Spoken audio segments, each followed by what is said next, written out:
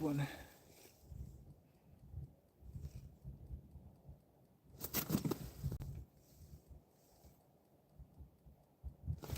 Oh, you son of a biscuit.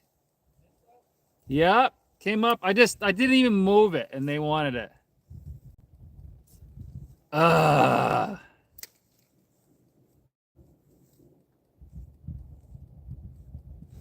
on. Come on. We are live, folks, and I just missed a fish on Sebago. Like literally as I was starting the live.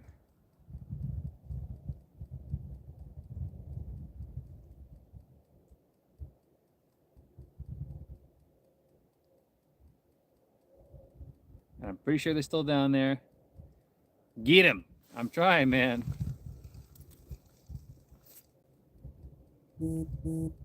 Trust me, I'm trying.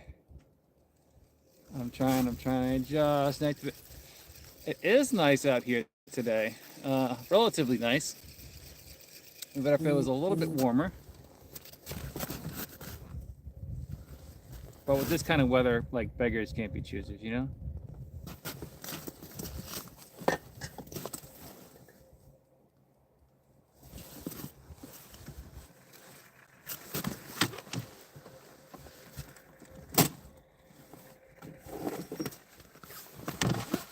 And before anybody asks, I'm going to do an ice depth check.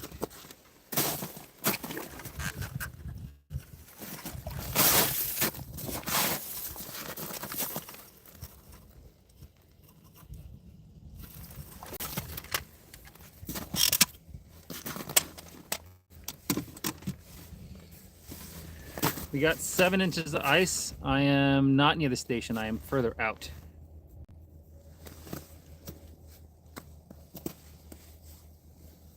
Further out, and I'm looking for something. I don't know what I'm looking for.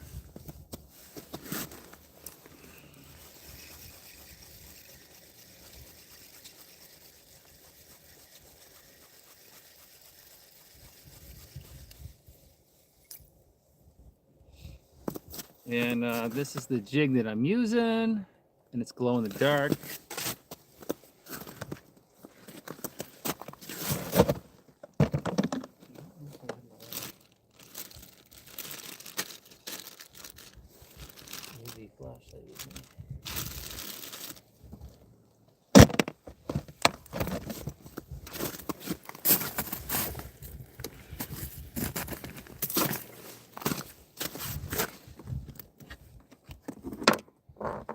But what does your patch say on your arm? I will show it to you in about 2 seconds. I'm actually charging up my glow in the dark jig right now.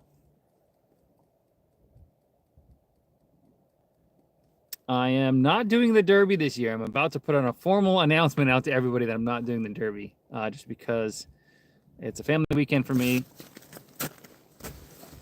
And, you know, this fishing thing is a business more than, you know, it's fishing is a business. And derbies usually aren't very, like, business savvy. Like, you know, I might win first place, but that's a stretch, right? And I'm wasting a whole weekend. And last year I was supposed to do it with a buddy of mine. He canceled last minute, so I never really got a chance to really do it. I've done it once out of all the years that I've been up here. So the patch on this side, it means I'm a New Hampshire licensed guide. I'm not live on YouTube. I've been seeing fish come in and out, so.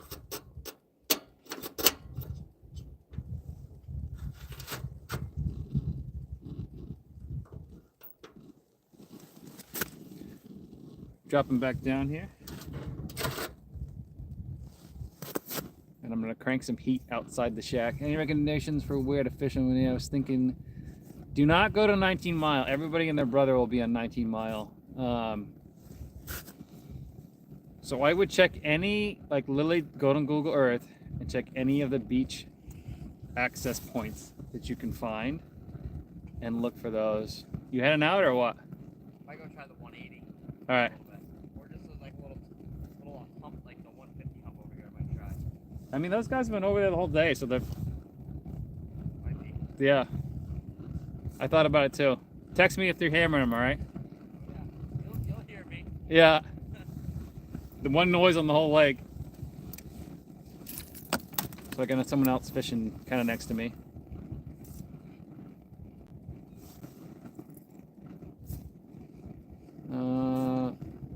Yeah, I'm a New Hampshire fishing guide. Where are you fishing today? I'm on Lake Sebago, or actually Sebago Lake. There is a Lake Sebago. It's out west somewhere, obviously. This is about as far east as you can get. I'm fishing in 170 feet of water right now. Which is obviously a little ridiculous. I'm gonna have to reach inside my thing here in a minute and find a way to charge my phone.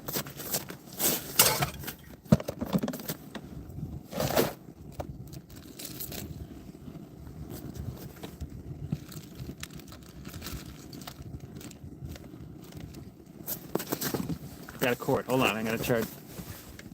Going live kills my phone pretty fast. It's using data and camera and all that jazz.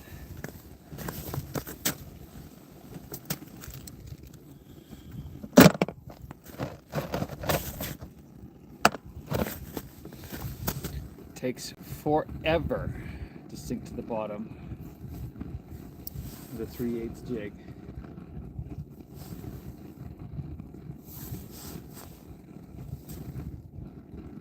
I have a 3/8 ounce jig actually. 3/8 of an ounce, which is, you'd think is small, but these fish are actually eating really. I'll show you what one of these fish spit up.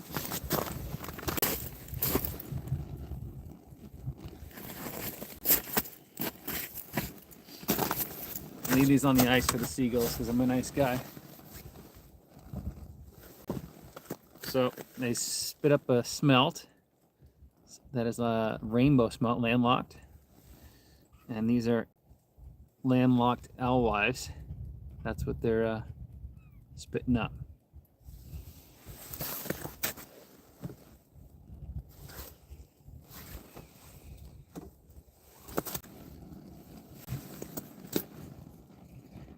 And the alewives actually love this depth, so these lakers are cruising this depth, eating the alewives.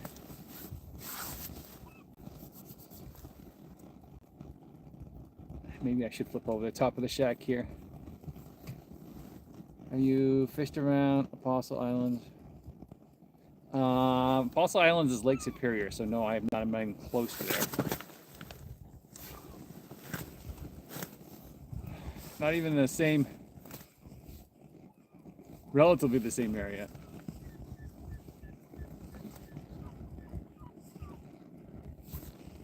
You got it? Oh yeah. Oh, I see what you're doing. I just wanted to leave my rod in. Yeah, I know. The last possible second.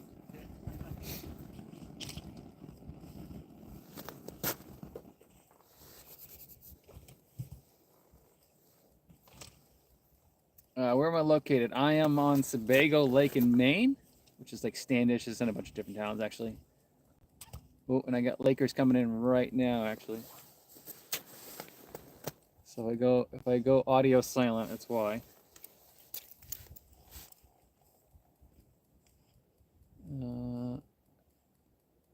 They swim underneath me. Wisconsin guy. Our Lakers deeper this time of year. In this particular lake, they are probably shallow and deep for the majority of they're deep. Air is cold. Yep. I actually have a heater on next to me, just, blowing propane out into oblivion.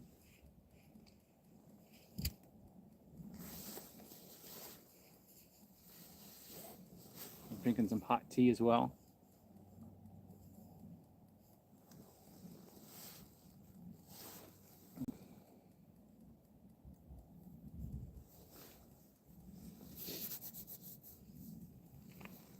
What fishing's been? Hello from Iran. This fishing has been exceptionally slow. I mean, just Been here since 7:30 and we've caught 3 fish and only hooked 3 fish, right?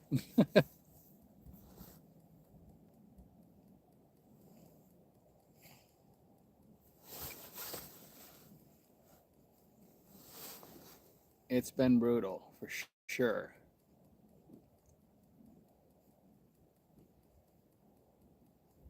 How do you like the EA? I don't know what that is. Where are you? I'm in on Sebago Lake, jigging for lake trout on 170 feet, 160 feet. I got a laker coming in right now.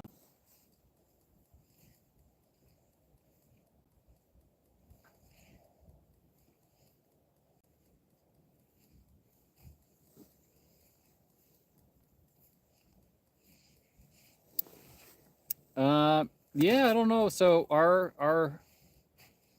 lakers where I normally fish in New Hampshire have been very small. The reason I'm traveling. A fan of monkeys. Champlain lakers were good, and these ones have just been really slow here this year. So this laker's right on me. Let's see if he wants to move. Oh yeah, he's coming. He's coming.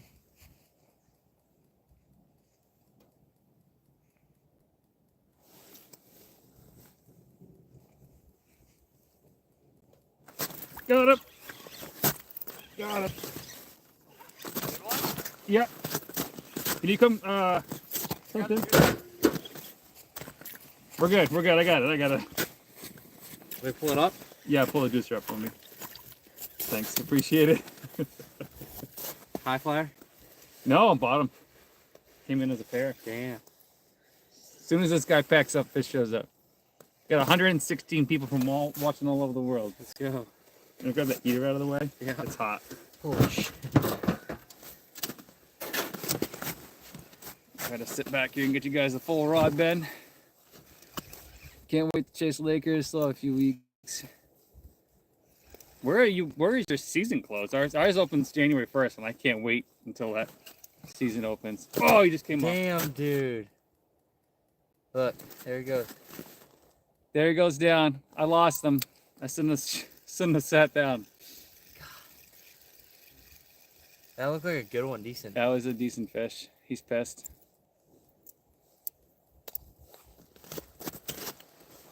He's pissed. That sucks. I lost him, guys. I really wanted to show you guys that fish. Damn.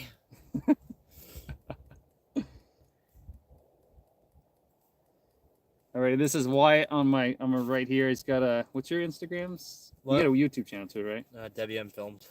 WM Films. Check him out. He's not live right now. What am I checking? Well, a fish that actually behaved, guys. Yep, Montsebago. Till the second week of February. I'm in Texas. Awesome. Well, I'm gonna drop back down again. That was like the second hookup of the day. got my heart pumping there. Thanks for the assistance there. Oh shit. I was wondering why we didn't see him swim back down. We didn't have a thing there. Yeah, I was, outside. Dang it, dang it, dang it. Maybe the rest of the day here we'll turn on. Yeah, might, dude. Yeah, it's been slow this year. So Precision Angling's on. Check out his channel. He's got a YouTube channel focused on ice fishing and open water. He does a lot of ice fishing stuff because I think that's the time he gets off for the most part. And you guys are sitting on top of a snow dog right now. Loving it. I'm gonna bounce around, keep you All posted. right, let me know. Chase, going to chase him again. Huh? I'm going to chase fish now. Yeah.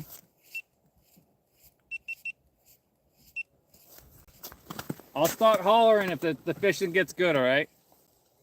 Because I can't text you with my phone on live. Well, I can. It's just a pain in the ass.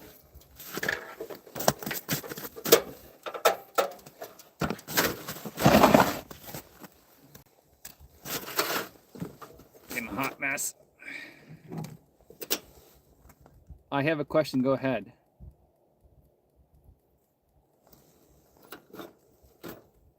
Yeah, these fish have been super chunky. I caught one and he threw up a bunch already. And they're packing themselves full, like every last piece of food that they can jam in there. We got 100 people on, guys. That's awesome for a Monday.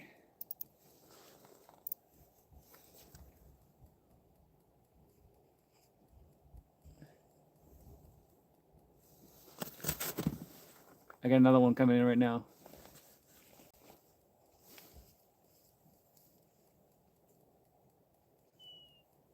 I think. Could be bait though.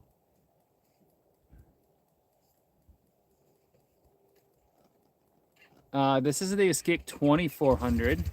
I've been marking quite a bit. They just have been really finicky today. Oh, here comes one. Here comes one. They'll chase a little bit, but then they won't commit to it unless it's like completely dead stick. Like they'll chase and I have to stop it for them to actually hit it.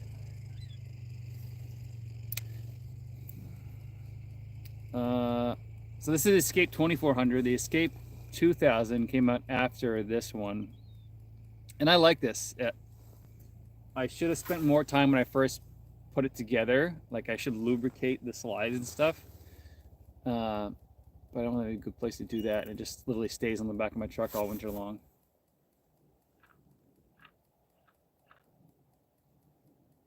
Got seagulls flying around me.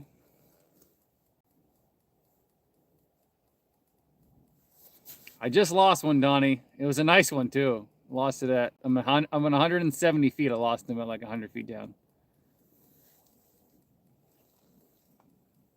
And I have a dead bait down right next to me. And they haven't picked it up yet. It's a dead shiner, so it's not their favorite thing.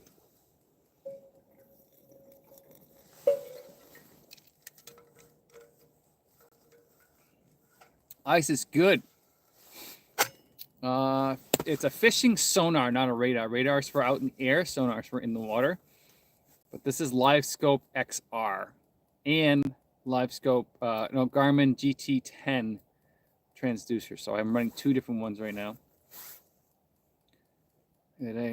Oh man, that sucks. We got 7 inches of ice in most of where we've stopped today. I think we got down to 4 in one spot, and then we saw a little bit of open water as well. Well, it's ice as far as I can see. There is some holes in the ice, it looks like.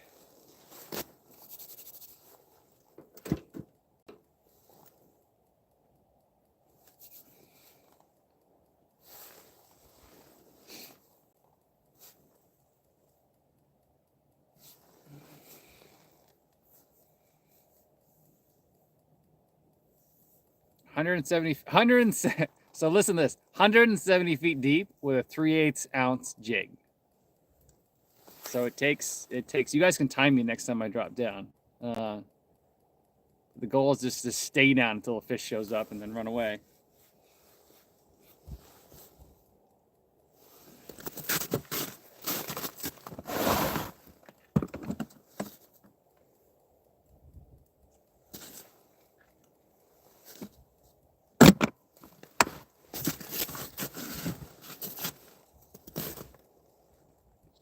I got a laker right next to me, and I'm trying to put my battery in my head camera.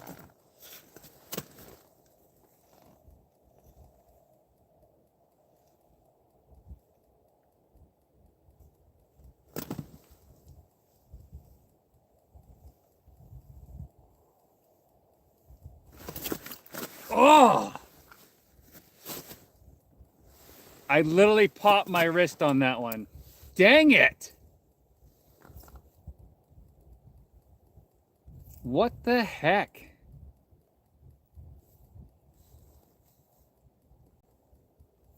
So I do fish bait below the ice, so if you guys are going really fast, I can't read it. I think there's a way to slow that down. I just missed it. Dude, I just missed another one!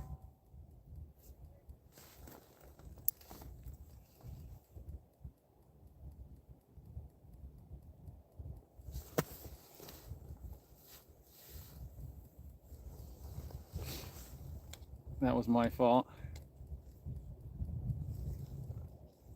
LiveScope LVS 34 LiveScope Plus will not read this deep. This is LiveScope XR, which is down to 500. But I'm literally reading like 4, maybe 3 pixels on my screen right now, like very small amount. They weren't hungry this morning. They were being finicky, like super finicky.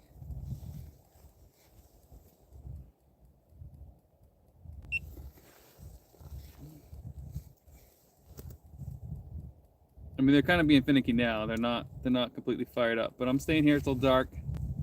We got the day, if you want to call it that.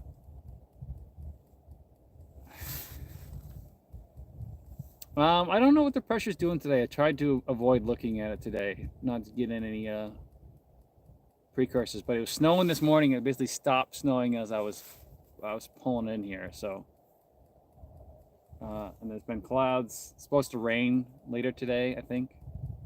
So you got like snow and then bluebird skies and then clouds. We had a little bit of everything.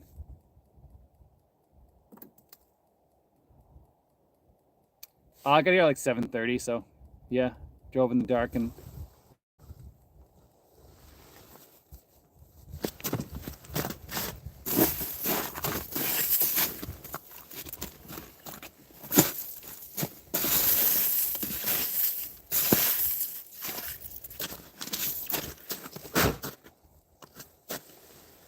my freaking line keeps getting stuck on the ice and it's pissing me off.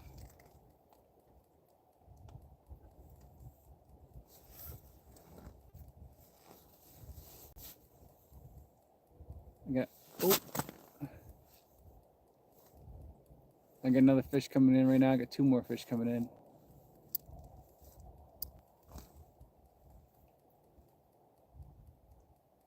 Even with this zoomed in, it's really hard to see these fish.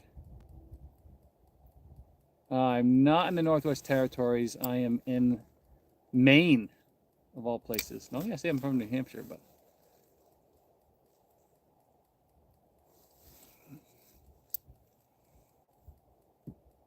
currently I am in Maine.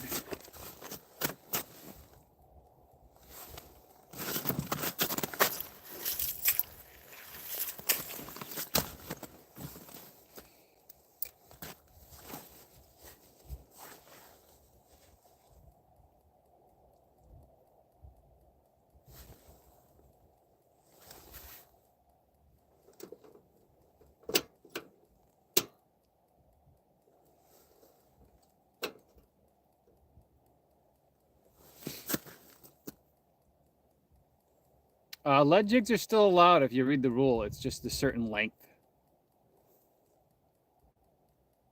They have to be over 2 inches. Or that was this year, or that was 2024. But yeah, I'm not using lead anyways. I'm using lead free from leadfreebassjigs.com. Oh, under 1 ounce and over 2.5 inches. Yeah, so I was using like a big lead sinker, like 8 ounce, basically as a downrigger here. And people were commenting. I'm like, nope, read the rules. Trust me, I read the rules everywhere before I go out.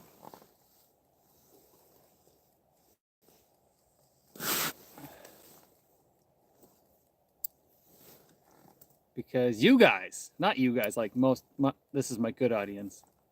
Anybody would pay money to see me go down for whatever reason.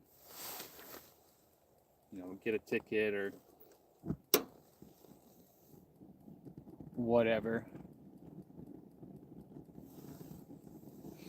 How's it going? Hook, line, and plummet. Oh, come on, come up.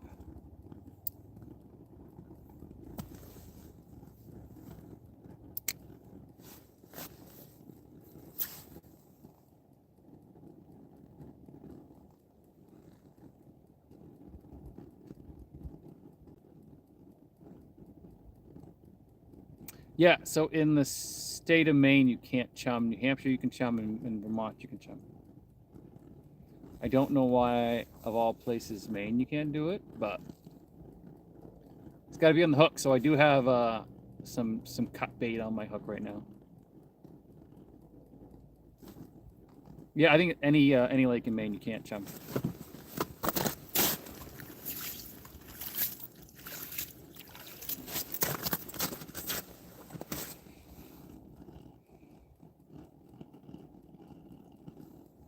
And then there's other specific like fish and things that you can't use for chum either.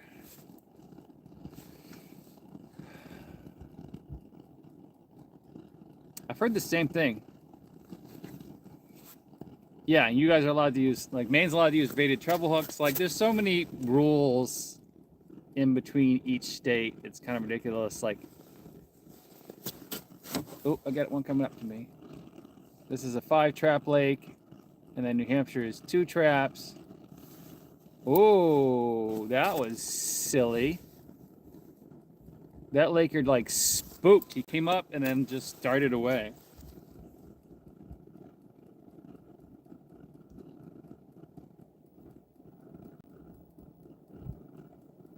Trying small taps on bottom. It's really, really hard at this depth.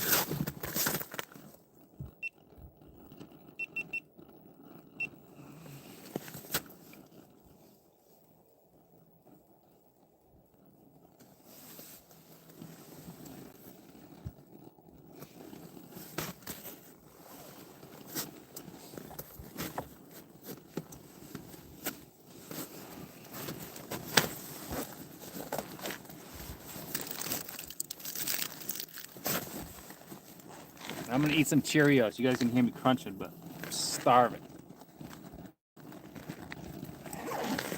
I'm in Sask. Conservation. See, I feel like, I 1,000% feel like those hunting decoys where they put out robotic deer should not be allowed. Like, that's like such entrapment. Like, you're creating a scenario that's not normal. I mean, it does come up. It's just silly.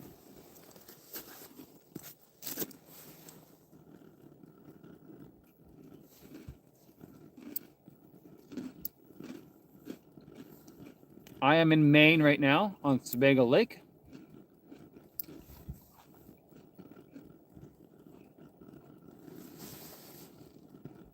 Jigging for lake trout in 170 feet.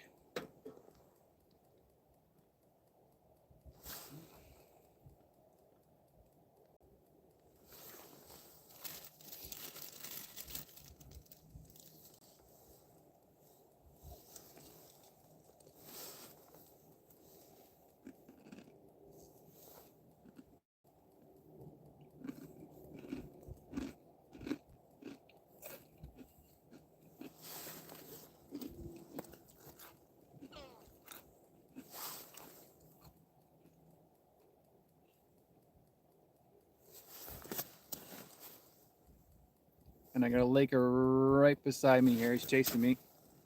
Maybe.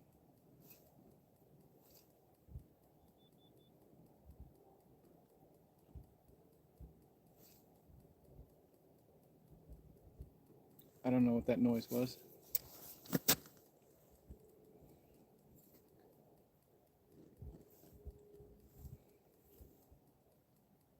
Oh, he's chasing me down.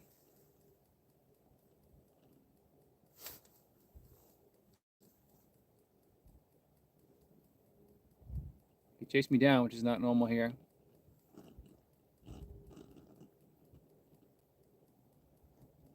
Yes, I'm fishing for lake trout.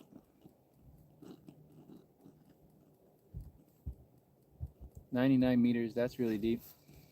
Success rate with deeper lakers probably goes down a little bit because, like, I lost one at the beginning of this, part of the live stream here. You have a lot more time to come off. Like, you really have to keep that pressure on them perfectly. I'm using kind of a broomstick rod just because of the depth that I'm at. I should be using something a little bit softer.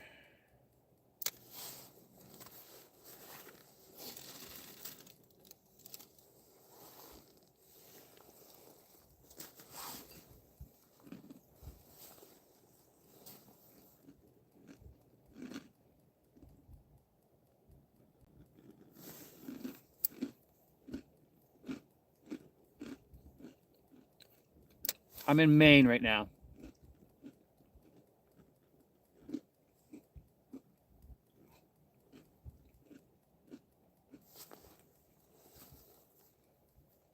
Maine on the east coast of the United States.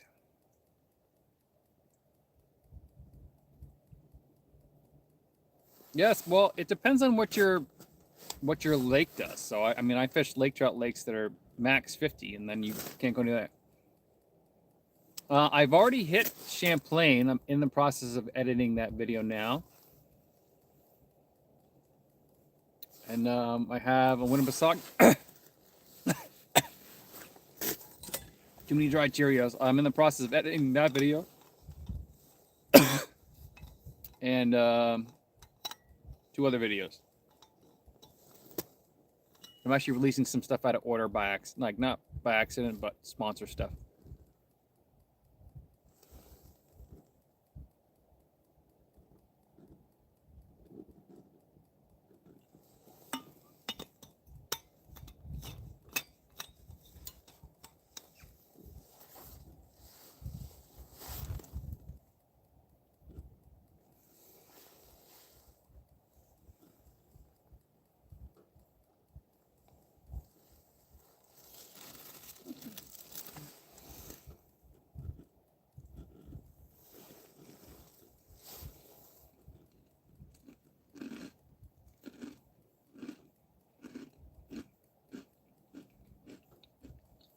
The goat, thank you. Not the other Maine. So there's people from all over the country watching this live stream. That's why I have to say, like, where I'm at.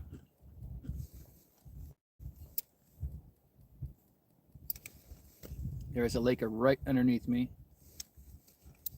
Come on, man. Just swam right by me. I am a big proponent of swim baits instead of tubes. So swim baits have more of a auditory and I don't know, they have thump in the water basically that activate a lake trout's lateral line, unlike tubes, which don't do that unless you're hitting bottom with them.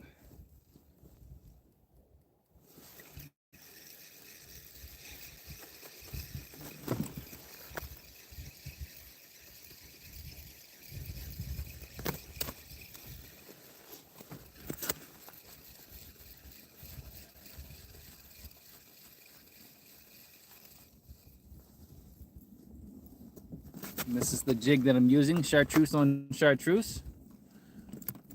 And this actually glows in the dark, so I'm going to glow it right now.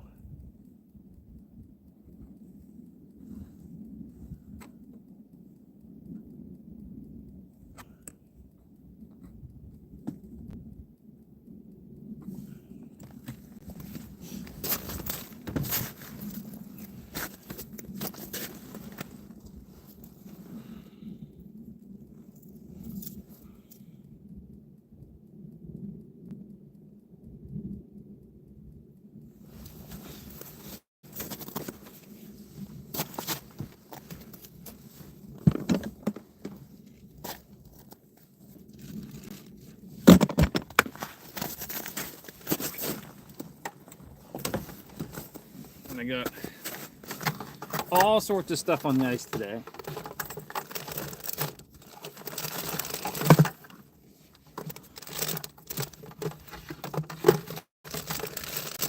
Never hurts to be over prepared.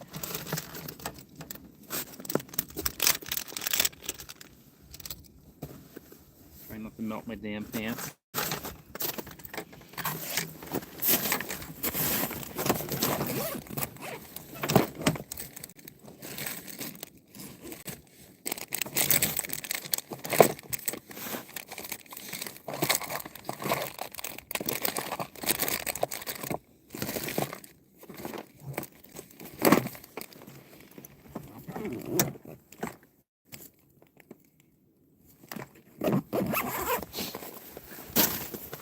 Of course, now I'm looking for something I can't find.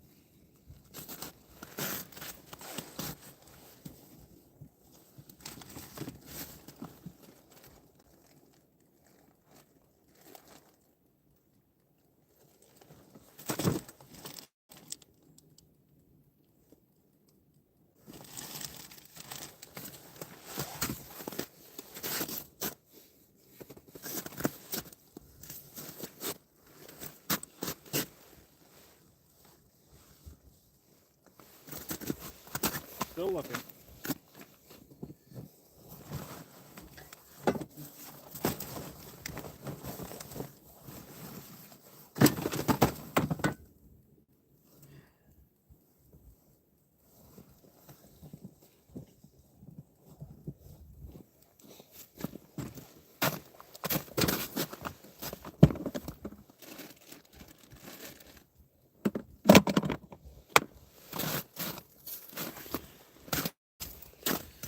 All right, I'm not finding what I'm looking for, but I'm gonna drop this down. I'm gonna continue to look. Enjoy the channel and tips. Appreciate fellow Laker Slayer. Thank you. Appreciate it. Skirt rather. Yeah, if I don't answer your comment, it's because people are commenting too fast.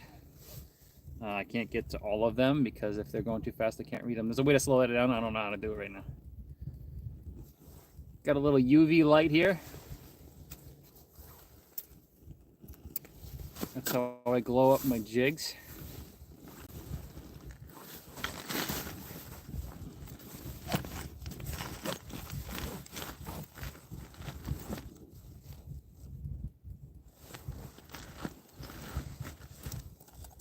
Most of the time.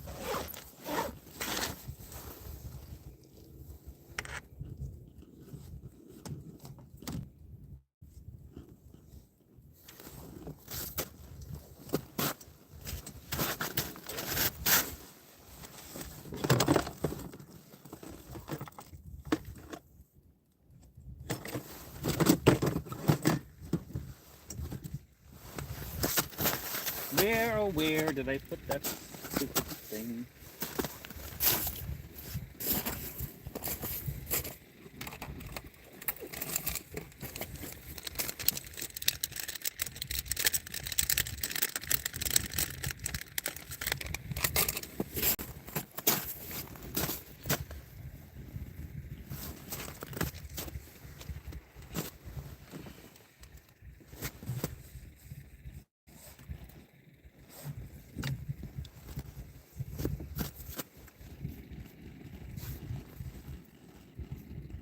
Pretty sure there's a Laker down there right now. Go channel. Good luck, brothers. Smashing Giants. Trying. It's been a slow day. Hooked one, lost. Landed one. Hooked one, lost one. And I'm 6 hours in or so.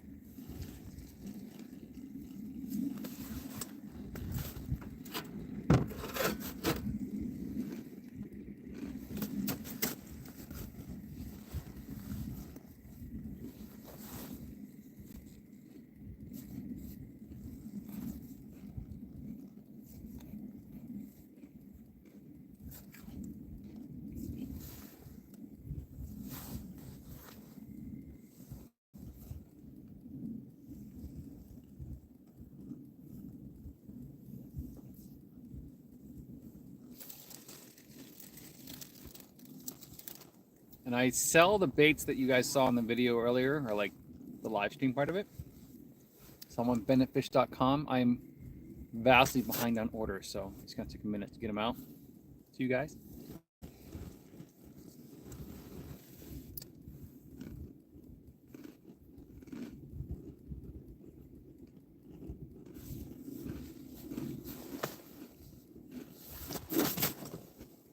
Oh, here's a Laker.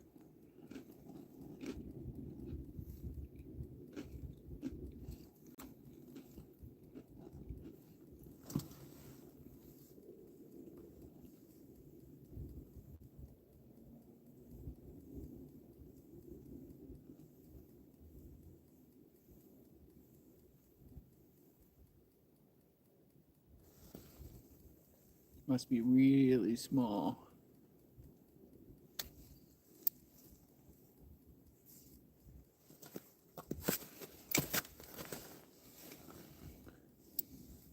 I think he's chasing me down, actually.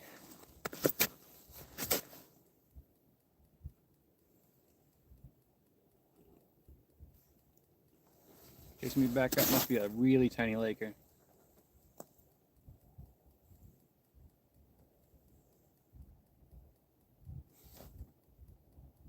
Oh, he did hit it. He hit it. He hit it. I missed it. So these Lakers have been so finicky lately that they've been up hitting, which is not normal for Lakers.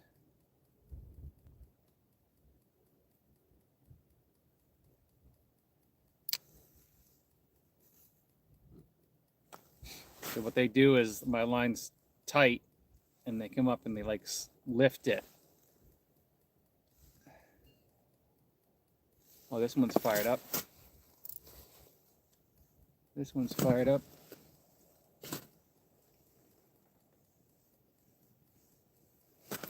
Oh, missed him. Come on.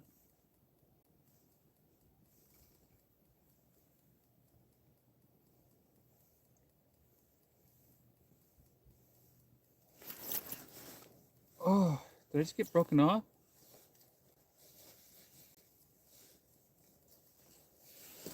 I just got broken off. No. I just got broken off. What? That was a freaking big fish, guys. What the heck was that?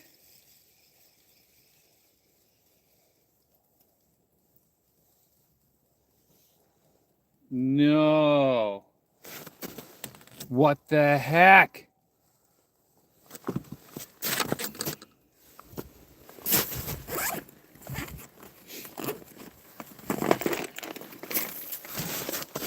What the heck was that?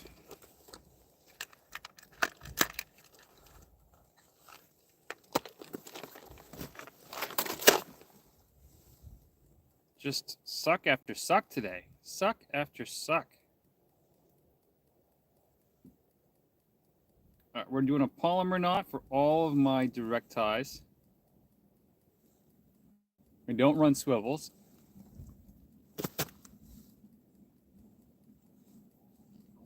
Yeah, I am deep in big marks or big fish do look small. The guy I was with just recently caught a 33-incher out of here. Big. Fatty for sure.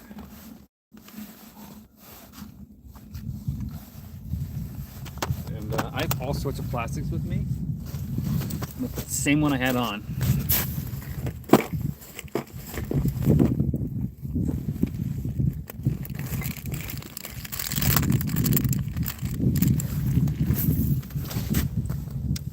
Oh, that freaking pees me off, guys.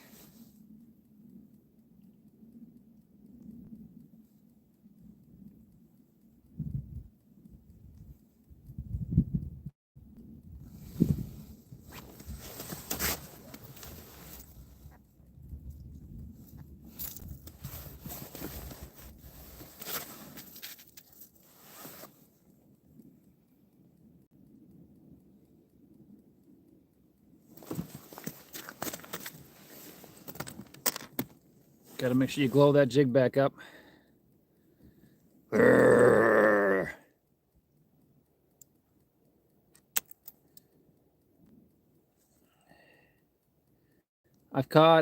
I've lost 2.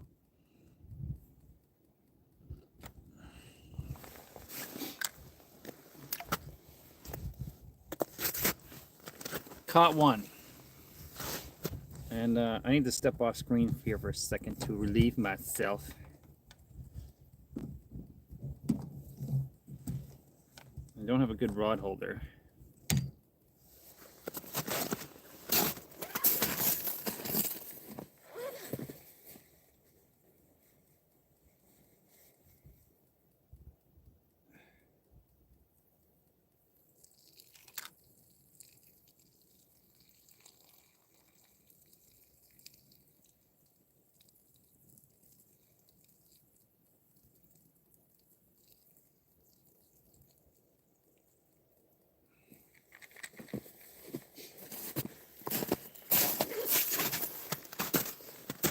And I got a dead shiner down beside me, and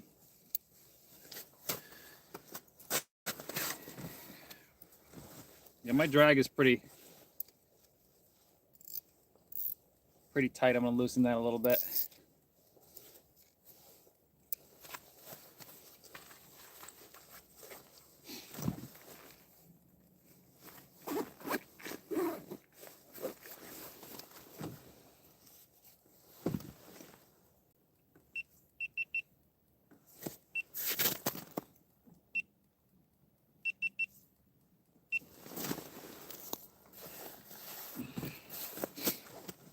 Going back down. Trying for another one, guys.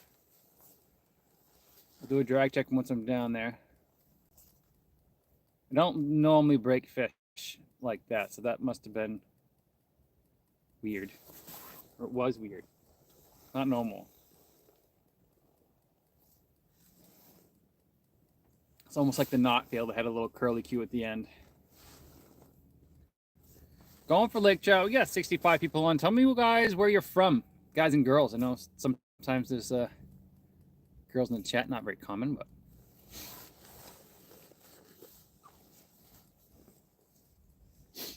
if I'd hooked everyone that chased today, I'd be in the probably have 8 fish or so. Ontario, Canada. How's it going from Ontario, Canada?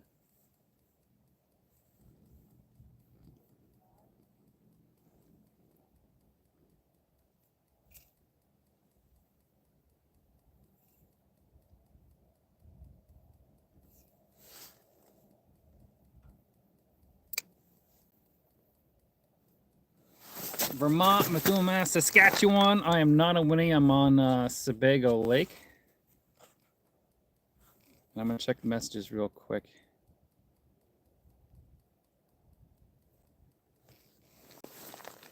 Bay of Queens for walleyes. I wish we had walleyes. So Maine, both Maine and New Hampshire do not have recognizable stocks of walleyes except for the Connecticut River system, which half the time when I want to go, the river's blown out. It's like, oh, it's been raining a bunch. I want to go there.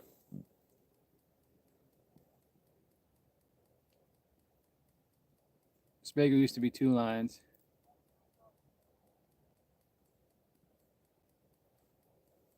Nice. That's a big Walter. Big walleye. I've got a 20, 22 is probably my biggest. Oh, oh, oh, oh, oh, oh, oh.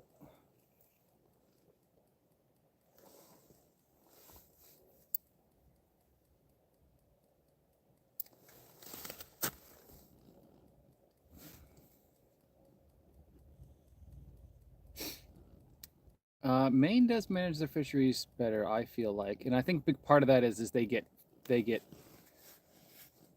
taxes. They have income tax, and then they have registration tax, and like we don't have income tax, and that's, you know, I was telling my wife the same thing. I'm like, I could just go to Champlain or I could go to Sebago. So where I fish on Winnipesaukee is like an hour and a half away from me. Here's 2 hours when the weather's not shitty. This morning the drive sucked.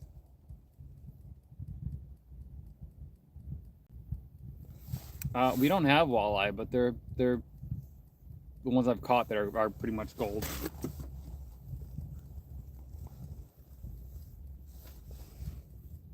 Like we have one river that has walleye. You hear about the huge rainbow this past spring? Yeah, I saw a couple of them that were like in the 25-inch range, or actually probably even bigger than that. Which is a big rainbow by any means.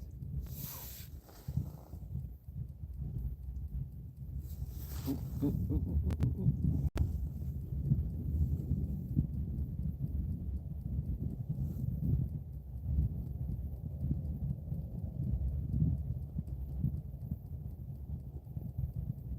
Haha, caught and released.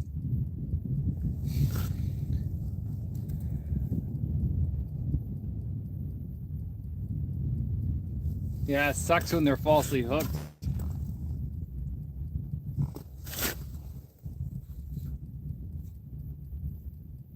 And then they feel them bigger.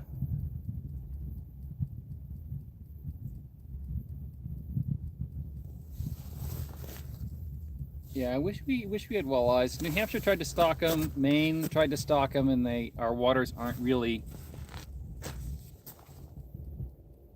set up for good walleye runs and spawn. So it'd be very expensive for the states to manage all that. The temperature's got to be dropping. I'm gonna have to bring you guys in the shack. I have to undo all of this jazz and bring it in here. Flip the shack over.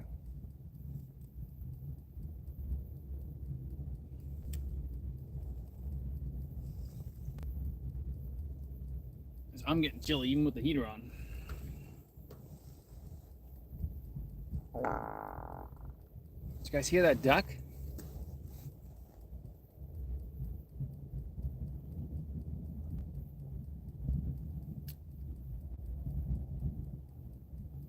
Nice. Oh yeah, so they new mud ducks.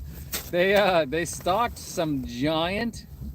So first off, the New Hampton fish hatchery in our state, New Hampshire, is shutting down to rebuild a giant fish hatchery, and they stocked all of their big fat show pool fish, as they call them, in these little tiny ponds. Oh, oh, oh. Are you chasing me or no? You little dink.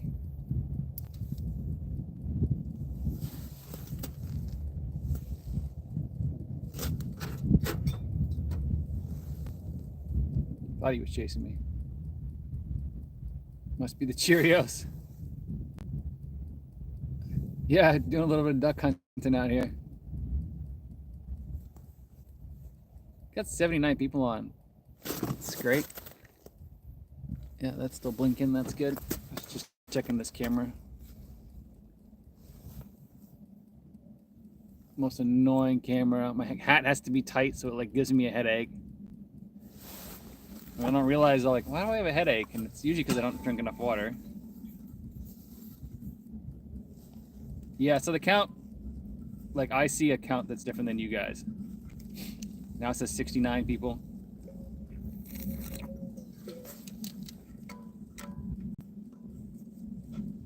Nice. I'm guessing you're out plowing.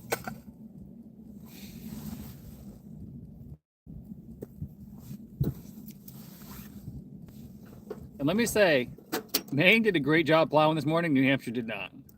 101 was not good. 101's really never good.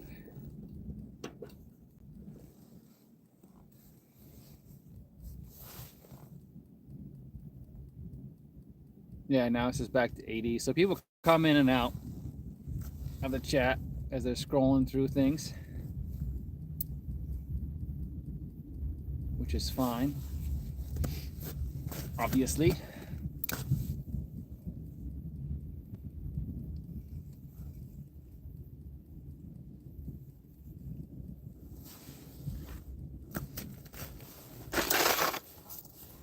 I'm still shocked that nothing is eating this.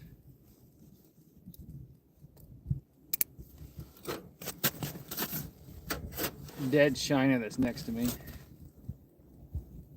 Tight lines, bud, thank you.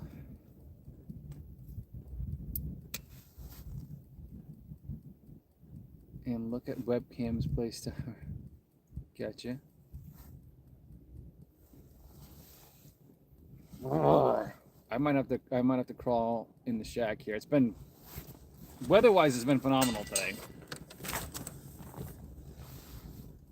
Cold this morning. We have a little bit of slush on the ice, which I don't like. Actually, I mean, nobody likes slush. Snow Dog doesn't like slush. Cold, brah. Yeah, a little cold.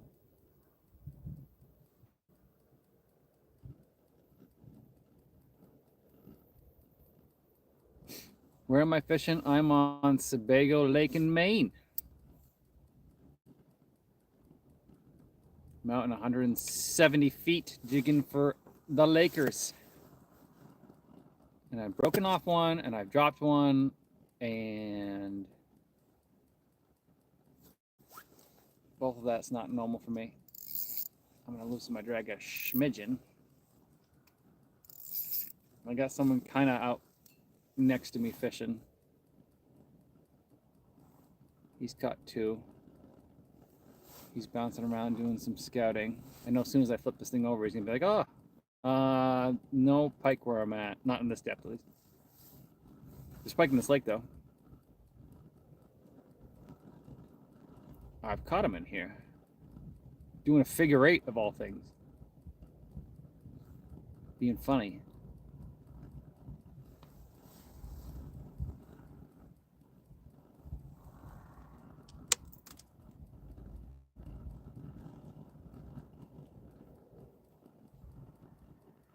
Trying to catch one, not a hit, not a hit.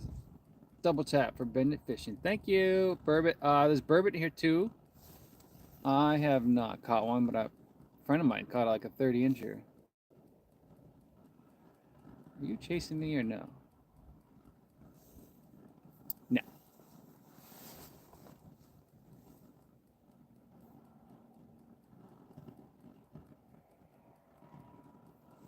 Got a couple snowmobiles heading home over there, wrapping across the lake.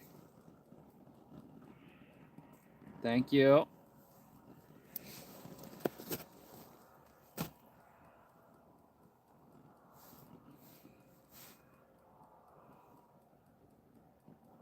I can call worm and a red jighead. Nice. Yeah, I used to do a lot of burbot jigging, and now I have 2 kids, and just getting out at night is tough. They're more active at night, but we can't catch them during the daytime.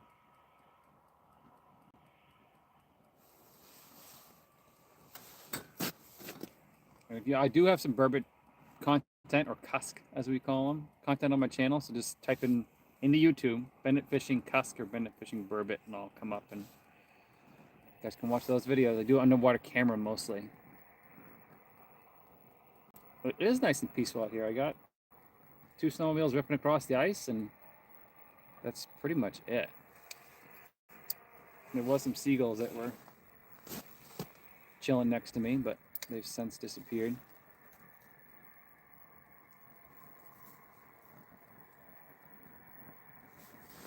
And you guys have all heard the saying, like, you know,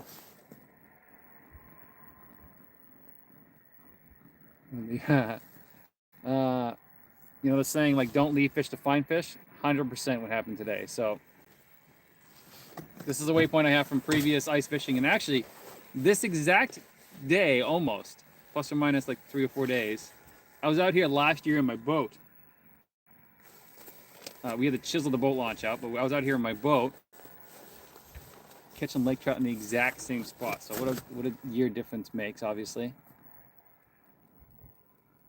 And that's why I marked this waypoint, because it's an open water waypoint. My machine does ice fishing, and open water waypoints differently. It's a different mode, which is nice. I'm pretty sure that does.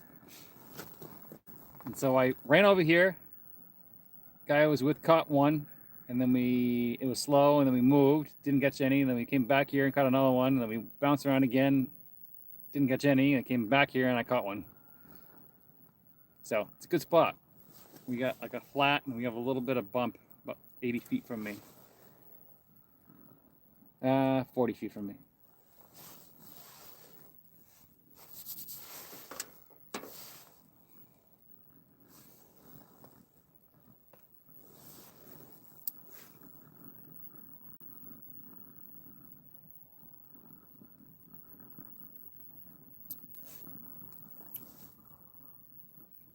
Yeah, it's been a good spot so far. So I've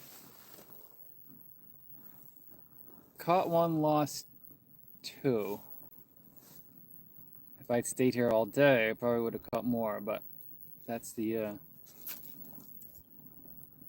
issue with lake trout, is they can be, they come in and out right when your patience is about running in and out. Like, you're like, oh, I'm bored, I should move, and that's when they come in. Yeah, so I have sporadic bait around me. There's a spot next to me that's absolutely loaded with bait, but you can't see your jig. Like, there's so much bait. And there's Lakers in and around there, but the problem is the Lakers would rather prefer live bait over a jig. So and I've taught this in other videos, once you get away from, you want to, let's say the bait's here, and my face is the jig, the lake trout's here. You want your jig to intercept the lake trout on the way to the bait. You don't want to be right in it. Unless you're doing like striper fishing, where you're like snagging pogies and dropping them down and stuff. It's different. Yep. And then you're not prepared. Like, if the thing is, like, wait all day and then you get a bite, it's like, oh, I wasn't ready for that.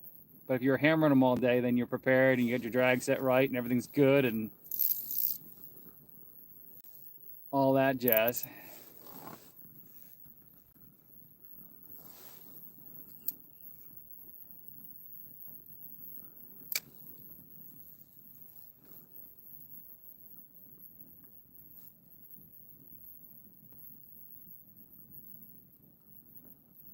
Flooded there, that's not good.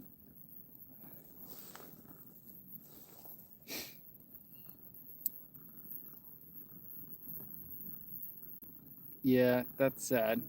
Rainbows have a tendency to get off anyways. They flail quite a bit. I do have live. Do you have a kickflip? No. I do have LiveScope XR going right now. I have LiveScope XR, and a GT10 transducer. So I have two transducers down, one for bottom zoom, and then the other one is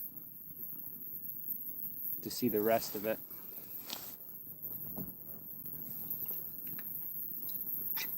Finish my cup of tea.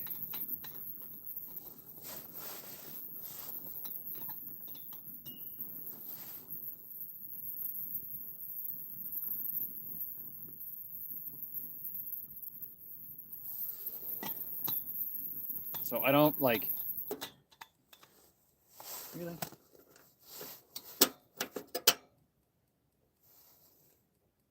Having just hot anything on the lake here makes, oop, I got fish coming up.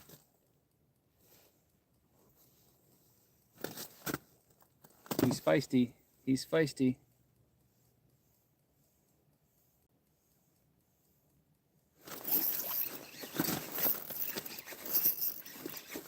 Got him.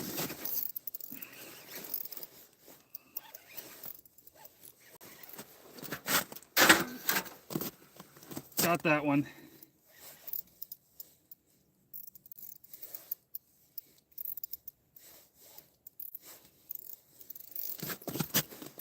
Oh, he's rolling. I hate when they do that.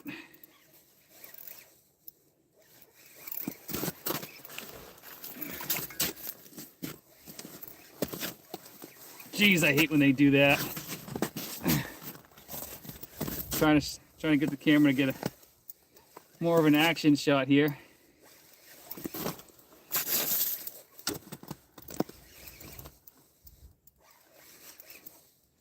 So much force down here at 170 feet.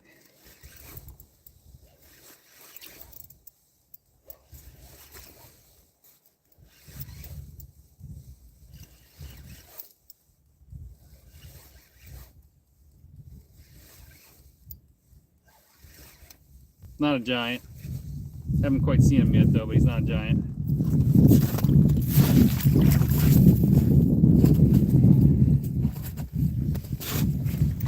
Nice chunk. Just boat flipped him.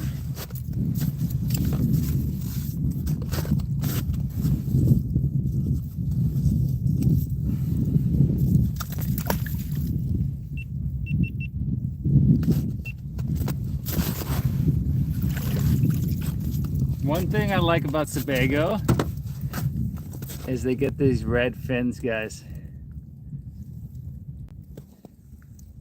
Look at the color on those red fins. I don't know how long that is. Beautiful fish though. Right, 24, 25, something like that. Nice chunk.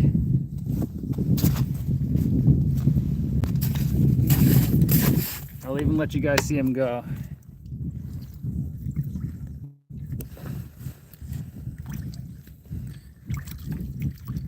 See you, buddy.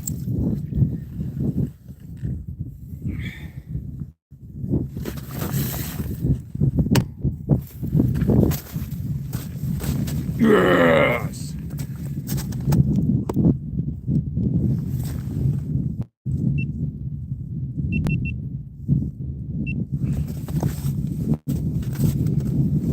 Yes!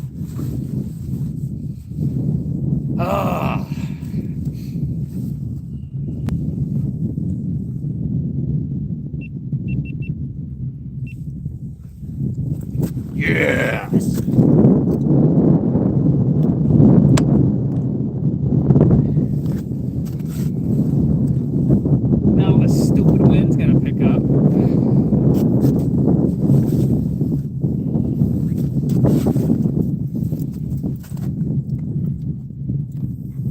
finally,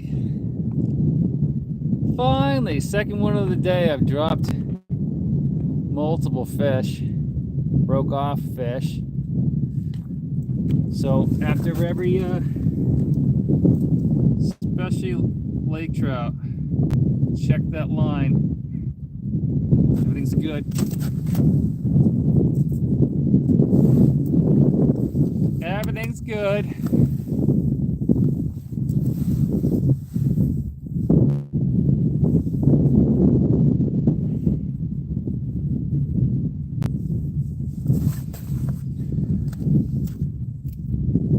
Drag was set right. You guys were watching live on the YouTubes.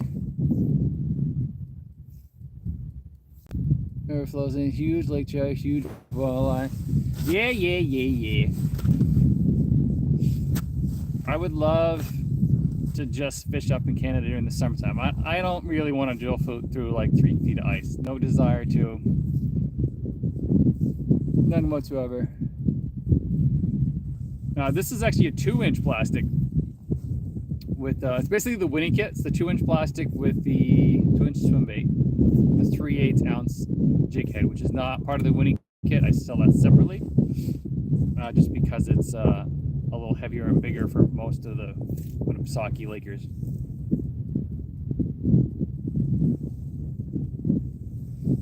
Hot tea, man. I don't know what it is. Like, I know what it is. Just this, even if it's just hot water. And I'm usually not cold on the ice. I'm cold right now because I'm being lazy and not putting the flip over my head.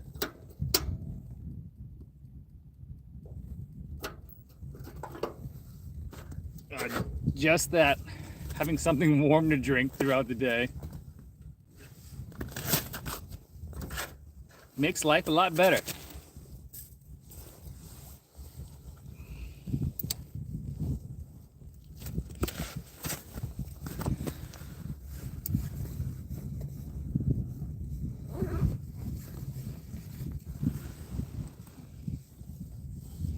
And you guys hear my videos most of the time, like except for like the live and stuff like that. I run a audio pack, so it's made by Tascam. So the batteries are dying on that right now, so I have to stop the recording, shut it off, and since they don't like to be cold,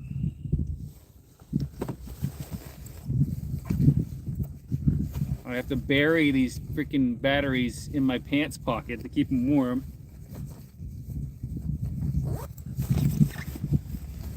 So I gotta go up and over the bibs, down into a normal pocket.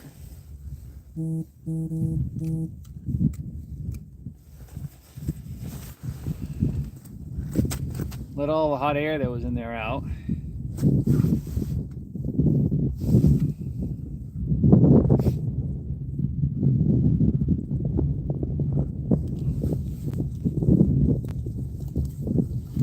And then the device gets cold, so I gotta put that in a different pocket.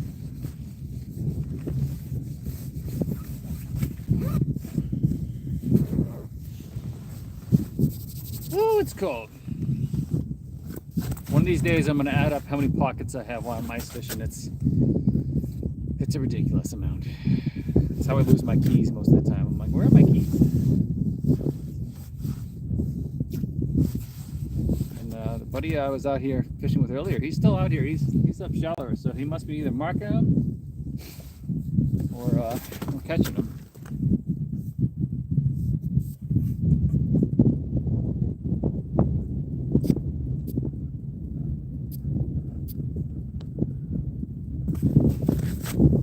Check some of my socials.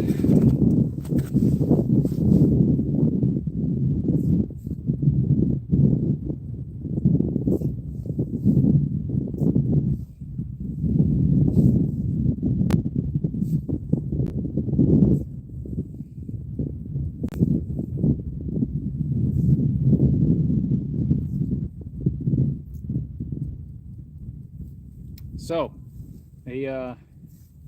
a great captain once told me this. I was just talking with yesterday. I'm surprised he's not in the chat actually.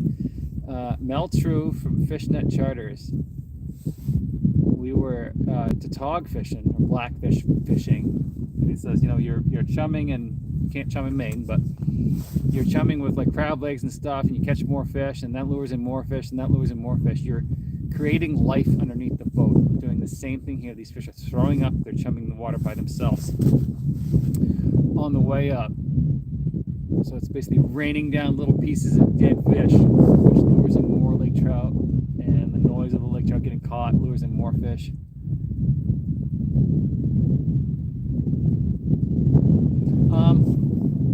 Oh, there's a lake trout right there. Oh. Oh, he's gonna smoke it again.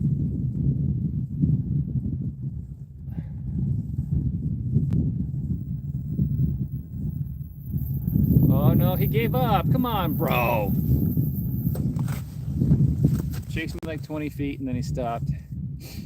I do use lipless cranks, but a lipless crank would take about 5 days to get down there if I was to try to use it. So most of the time it's a soft plastic and a Swimbait thing, because I think they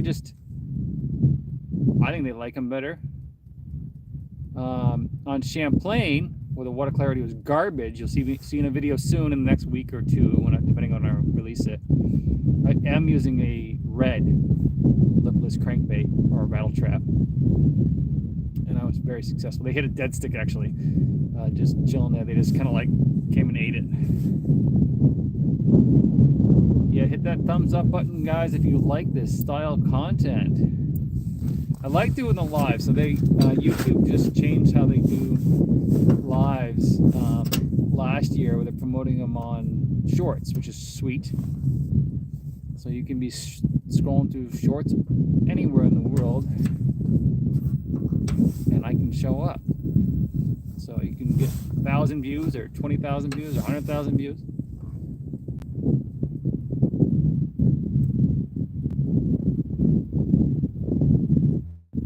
Yeah, that video is coming soon. I got about 80% down the edit. I have to go. Oh no, I'm out of propane. I have another tank. There's 2 freaking fish on the screen right now.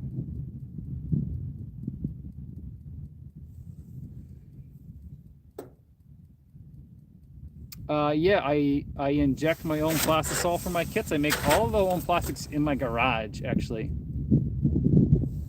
And then the jigs are made by Lead-Free Bass Jigs in Massachusetts, which is made out of bismuth. So they're slightly lighter than lead, but in the grand scheme of things, they're fine. Tungsten would be better, but tungsten's too expensive still. And I don't think that price will ever come down.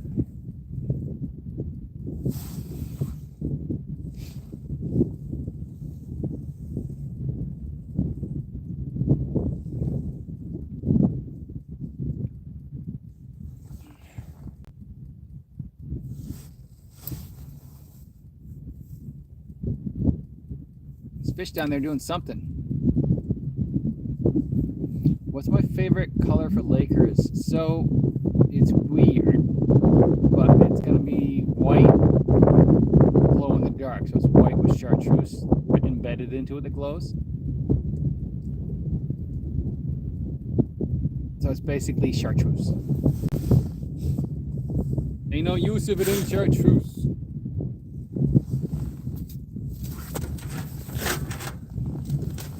Don't you love switching propane tanks? Oh, there's another fish coming right now. As soon as I set that freaking rod down.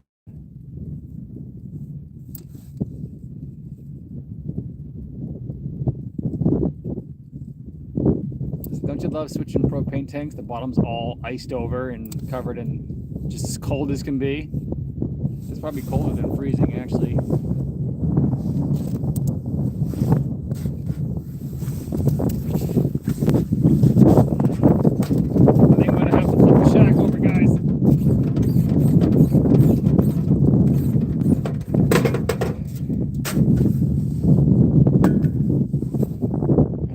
About my propane process, so I have to like open up my sled.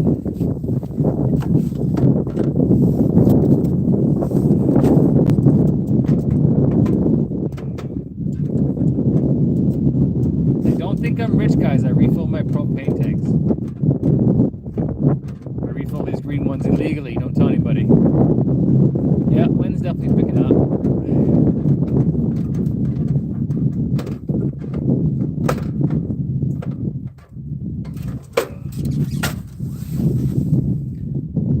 Wind is picking up. It's not a lot, but it's just obnoxious enough.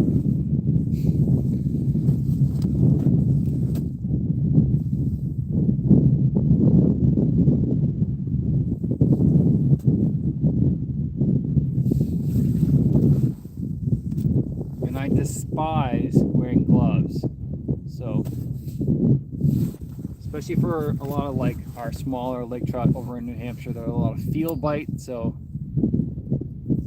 feeling a fish through a giant glove is not advised.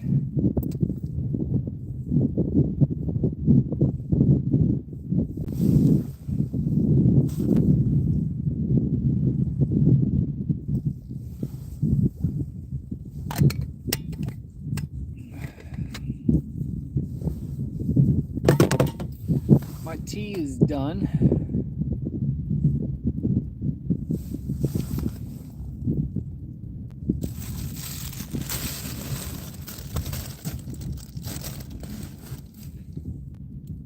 Trying to think if I could flip my shack up and over here without doing too much work.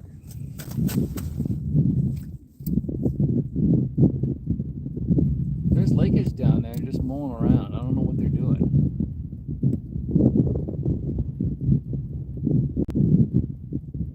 They're not coming up to me.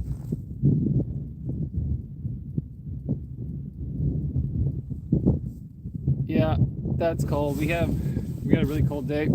Cold and windy day the other day. And everyone's like, "Are you out fishing?" I'm like, "Absolutely not." And I get this question quite often, is like, how do you only go out when like the water's like glass? I'm like, I choose those days on Sunday. I look at the weather for the whole week and I pick what day I'm gonna go fish. Because my loving wife allows that schedule to happen. And I usually film a bunch of videos that same day, so you'll see me wearing probably different clothes sometimes, but ooh, I got a Laker that's up high here. Hold on. I think that's a Laker. He's swimming downwards.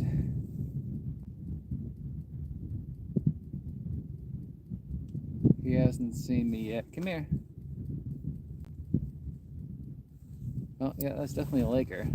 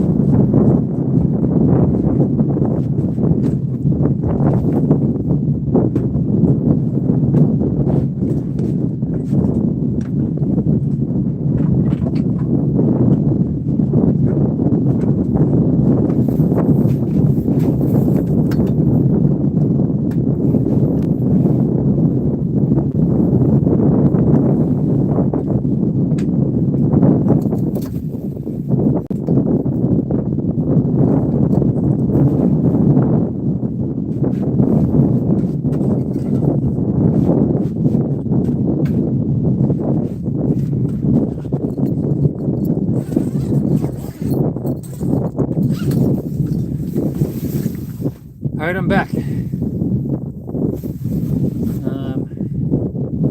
Poor planning on my part. Hold on.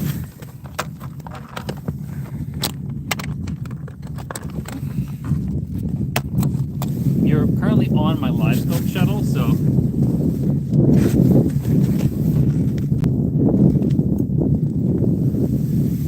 what I'm gonna do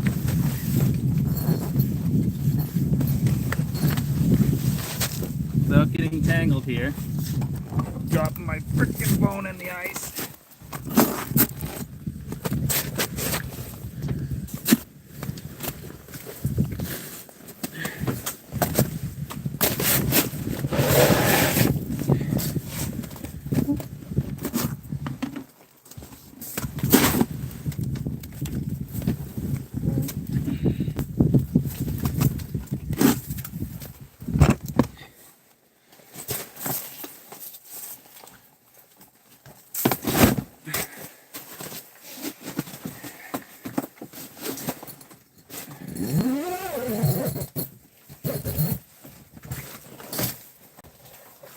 All right, I'll bring you guys up here in a minute. I didn't forget you guys. Stop it.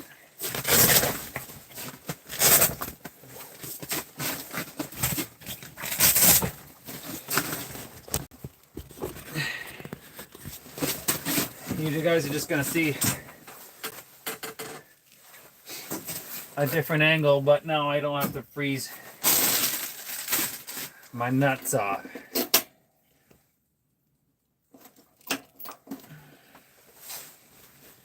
Whew. Problem is, setting the hook in the shack is never fun. What are you fishing for? I'm fishing for lake trout. Fishing for lakers in 170 feet of water.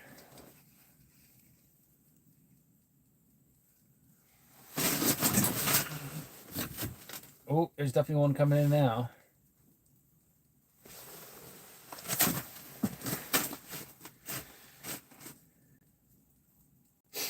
So I have a little arm that's hanging off my live scope shuttle. You guys are sitting on. And I have a monopole above that with the GoPro on it.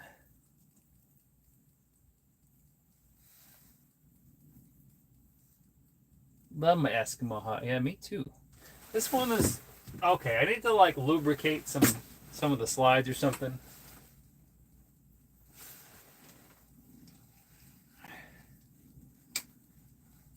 Because it can be it's a two-man thing, and I set it up by myself, so I'm usually huffing and puffing by the time I'm done setting it up.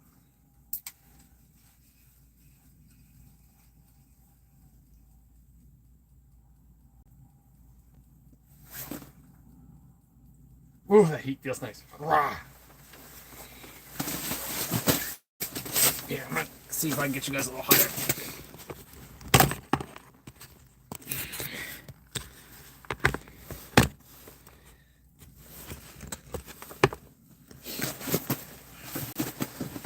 I tried. That's as high as she goes. On that particular setup there.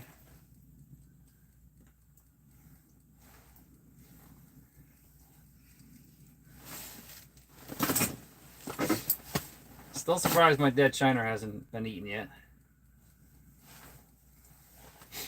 Got 50 or so people on, bunch of likes up. Smash that like button. So the more you guys hit the like button, I think you can only hit it once. That helps promote this video to other people on live. I'm on Sebago Lake. We're on 7 inches of ice.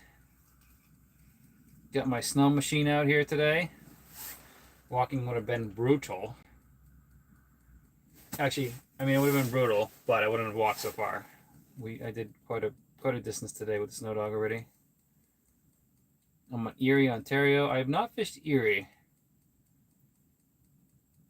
I fished Lake Michigan, Lake Superior.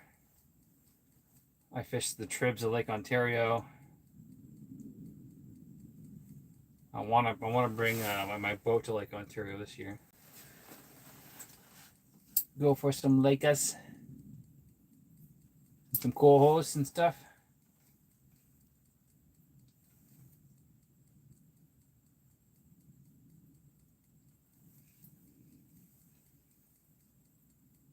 Oh, I just had a laker chase me.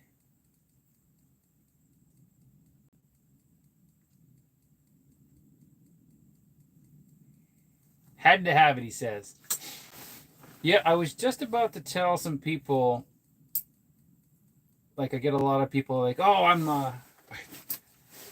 all set up and I'm not catching any fish. What should I do? I'm like, I haven't seen any fish in 2 days. I'm like, effing move, dude. If he's on here, you know what I'm talking to. Move. Always move. Like, just stay mobile. The sled shanties are worth the extra money.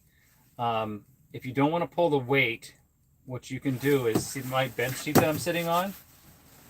You can pull, I put quick removal pins in here, so I can pull the bench out, and so I don't have to lug this weight out if I'm dragging stuff on foot. And they make the sled shanties that have the pop out front, that are way lighter. You just want to go light and mobile, because it's not like summertime where you can just move around, you know? Uh-oh, my four-wheeler guy's coming over.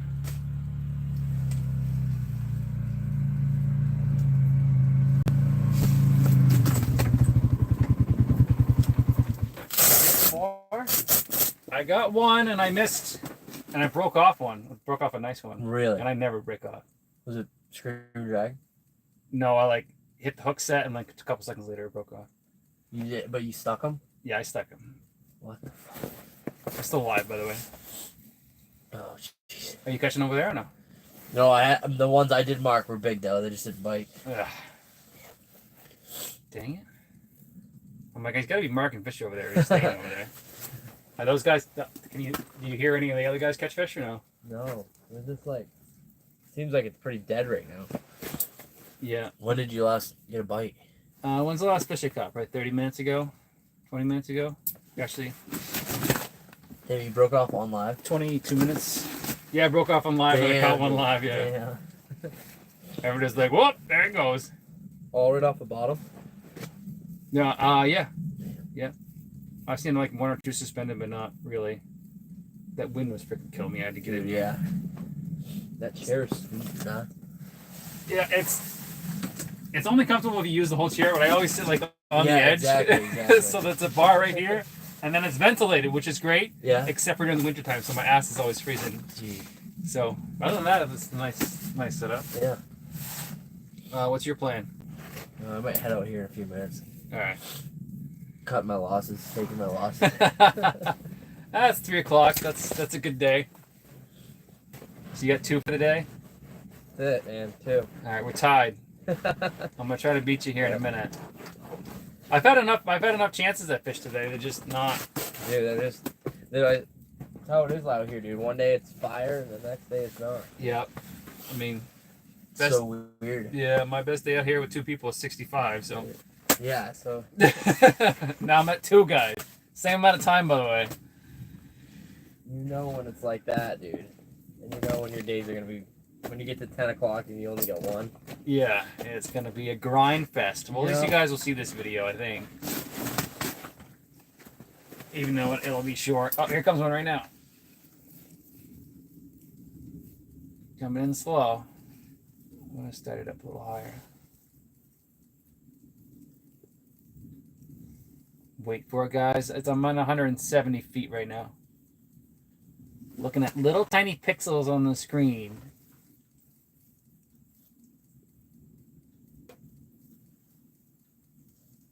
What time does it get dark? 4:30? Yeah. 5? Like 4:30 probably. It'll be dark when I get home, no matter. Yep. I'm probably gonna use live scope when I'm on my way back into and just plug around. Yeah, I would.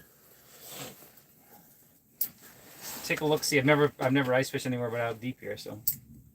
I went like over to that 150 hump. I went in there. Nothing. Just nothing. Dude. You can see that open water over there. Oh, really? That little spot where that guy is near. Dude, it's literally that thing that he has is like a little buggy, dude. That's like a freaking like transportable shack, dude. Like he just Yeah, props it up. I had the name of it until you just said what it was. So it's a guide. Really? Yeah, I'm pretty sure it's a guide. I don't remember the name. It's called a Willcraft, I think. He's spudding his way to that freaking water. It's like a car / flip over / ice fishing mobile. It's ridiculous. He's trying to figure out if that's open water. I don't know why he's going over there. He got the spud in his hand. Well, I wouldn't be checking it with a damn spud though. Yeah, I know. I think that thing floats though. Because I looked it Really? up. Someone posted a picture of it on Facebook, and I'm like, oh, I'm gonna look that thing up. They ain't cheap. They're like 13, 15 grand. Oh. I guess so was a snowmobile, so. Alright, well, I'll probably give it this another like 15 or so, 20 minutes, and then I'm gonna probably plug back to it. I just want to scan around shallow. I don't know if I'm gonna come back up here the rest of the year, so. Yeah, just check it out. Yeah. We should have just stayed here all day, dude. Yeah, I know. Literally. But sometimes you do leave and find them, you know what I mean? It's like hit or miss, dude. It's not like it used to be, I'm telling you. No, well, they killed thousands of these things. So this, for you guys that are on the live here, this lake is overrun with lake trout, and they actually have 3 kill derbies a year where they catch as many as you can and kill as many as you can under 27 inches. Yeah, under 27 inches, and then you can only keep 1 over 27.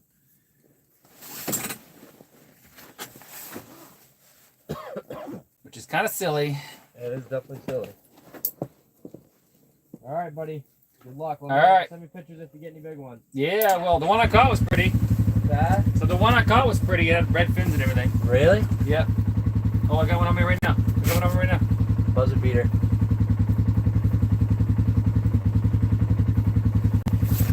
Come on. Come on. Is that him coming up? Yep. Let's go. Yep. He's all over it. Come on.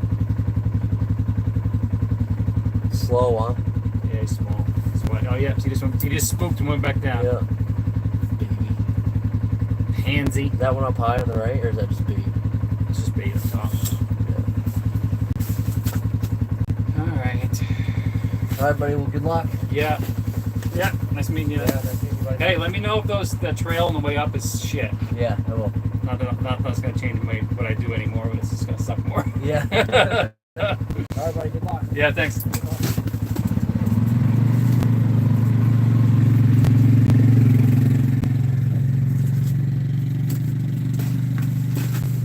Just had another chase, guys. Which is what I wanted. It's a wildcraft. It's definitely floats. Yeah. But I'm sure it sucks to get unstuck by yourself. But it's out here on the ice. Guys didn't tell me my GoPro was all messed up.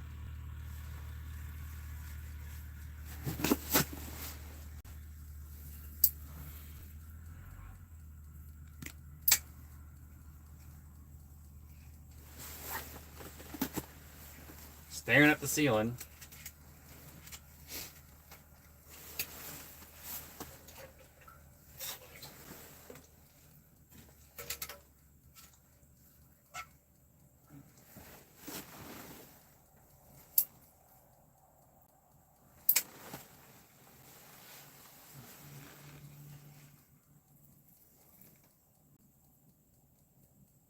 How long you take time on this fishing?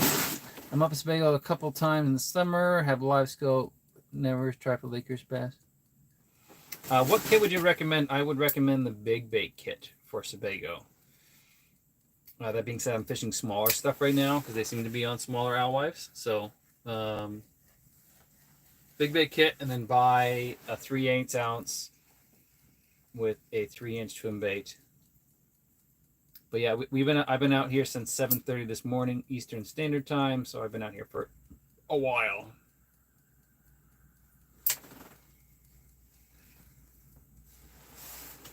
Too long, some might say.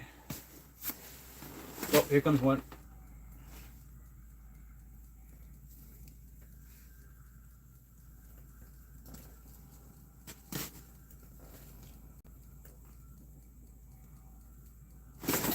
Got him. Got him. You literally had to stop it.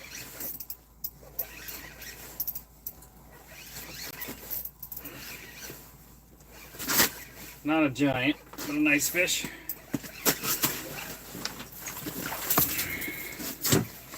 He's gonna make a mess in here, for sure.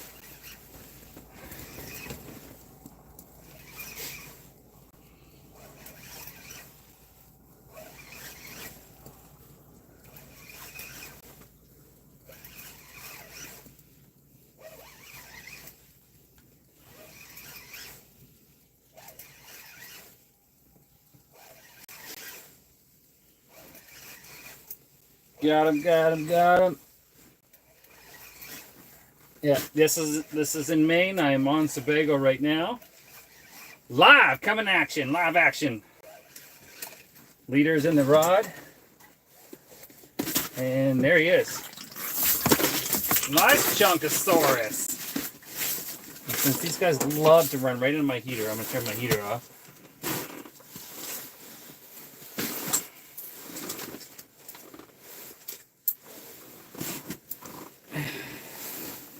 There we go, guys. This is a Savalinus namakush.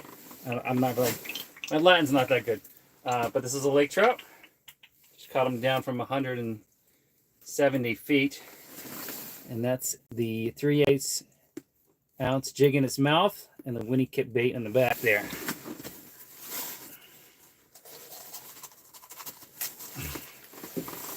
Nice fat Sebago Laker.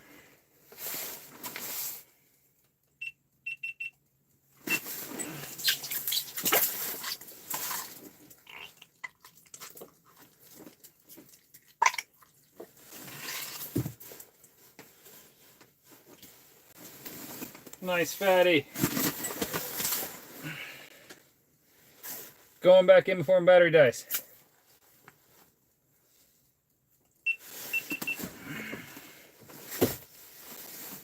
Ugh. Now it smells bad in here.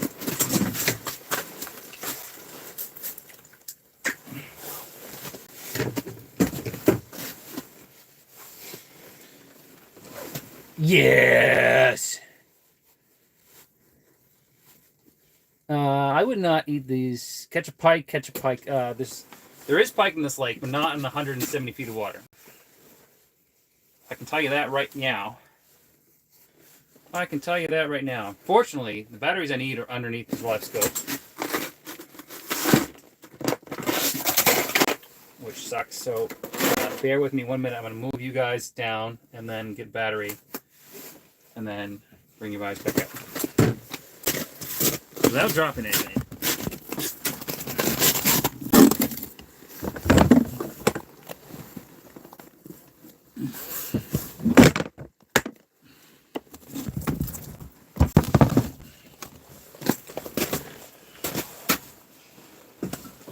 Grabbed all my batteries. Problem solved. Kinda.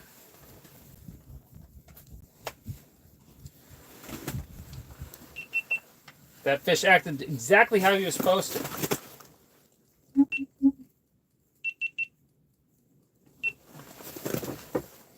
Exactly how he was supposed to.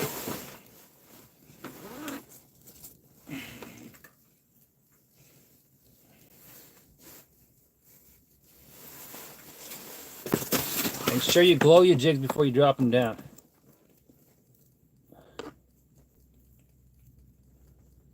Lobster bar.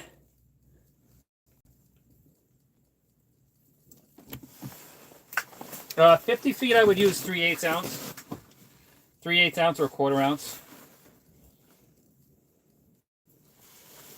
If you get really aggressive fish, I mean, the ounce size is really, if you're jigging, it's based on your rod, first off. Second off, it's based on how how active your fish are. If I could fish a giant 2-ounce jig here, and these fish would eat it, I would, because it would drop down in like 3 seconds, not a minute and a half.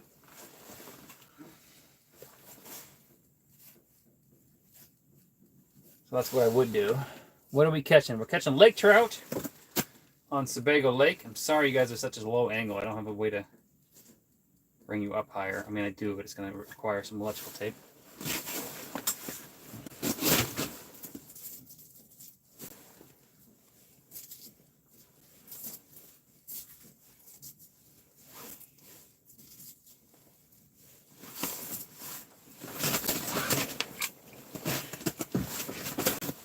We're dropping back down, folks. We're dropping back down.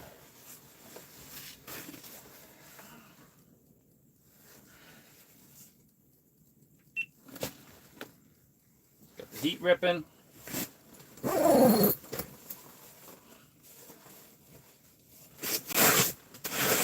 Smells like lake trout poop in here, which is not a great smell. You guys are wondering.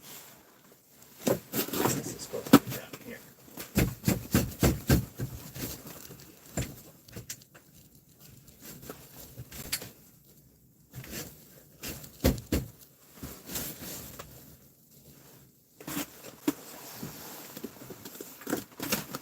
I'm still dropping back down.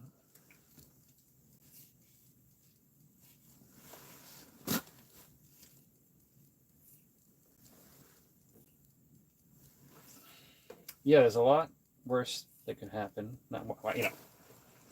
There's always more problems. Always, always, always. I could be on the local pond that we fish.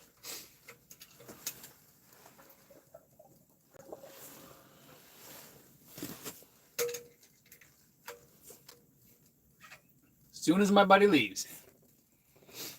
Third one of the day. What you guys don't see is unedited videos from me. I mean, live's unedited. I've been here since 7:30. That's my third fish. Like, this takes patience, which I really don't have. But that's a decent one.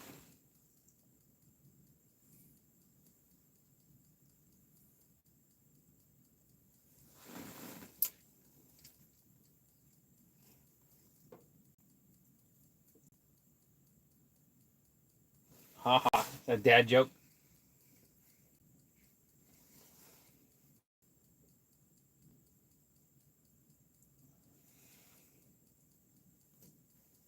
All right, since I'm not currently seeing any fish, I'm gonna step out. I'll be right back. Don't go anywhere.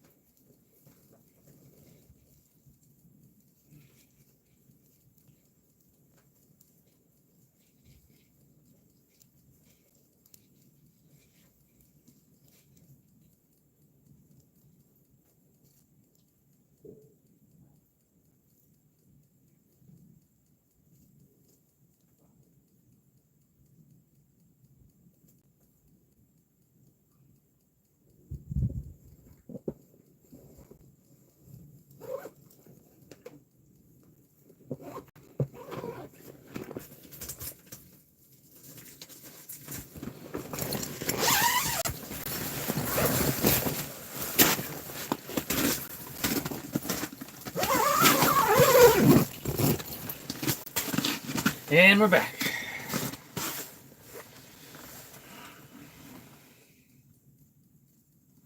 Oh.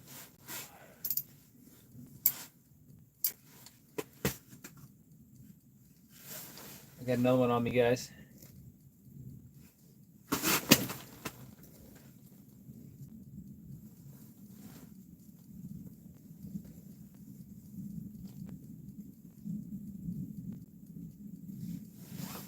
Oh, he's being lazy.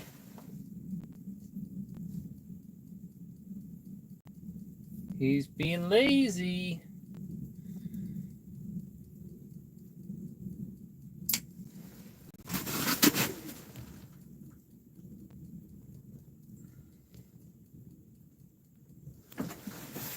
Alright, he just got booted out for being obnoxious. Ain't got no time for whatever his name was. Sorry about that, guys. Try to keep the riffraff out.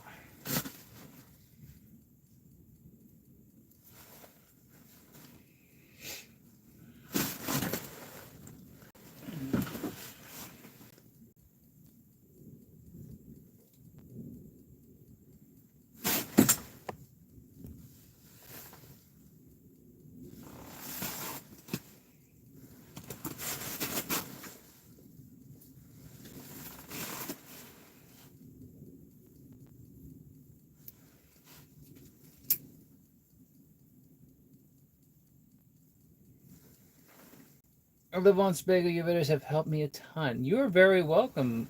I can't see that far. I'm watching him at 3 a.m. in the morning. I'm up to 3 Lakers so far. I would have had a bunch more, but I got broken off. Lost one. And they've been being peckerheads today. I think peckerheads is legal on YouTube Live. So, if you guys want to help support the channel, there should be a little shopping feature that's like popping around on your screen somewhere. I don't know where it is in the live. That's the Winnie kit. That's the exact same thing I'm using now, except for I'm using a slightly heavy hook. I'm using the 3/8 ounce, which is also available on my website. So, take a look at that. Using Clams 40-inch heavy rod. So I can set the hook into these guys 170 feet down. And I just got information tracking, load space, show the tools you use. Oh yeah, so 40-inch clam rod, which I don't normally use. I only use for this lake particularly. I'm using a very expensive Shimano Vanford 3000 size reel to reel up fast because it's so deep. 15-pound Power Pro braid. 15-pound fluorocarbon blue label leader. So fluorocarbon about 15 feet long, 12 feet long, something like that. And then I'm using this jig. I'm going to show you a different one, or same one, just down there. That's the jig I'm using. So that glows in the dark.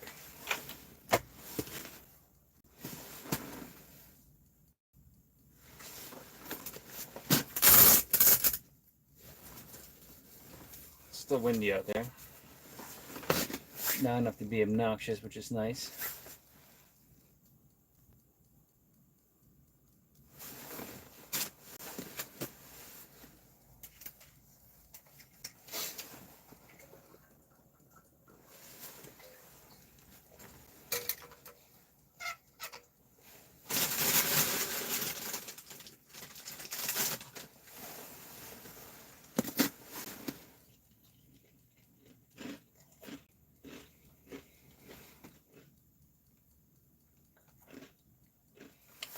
Yep, 3 Lakers so far, and I just missed one. One's coming up to me right now.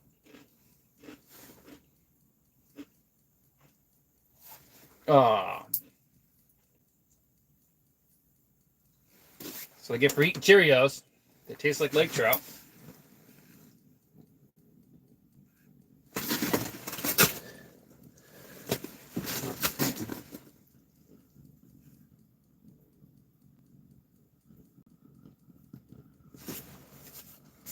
Probably don't need that one. Yeah, there we go. There's enough light coming in.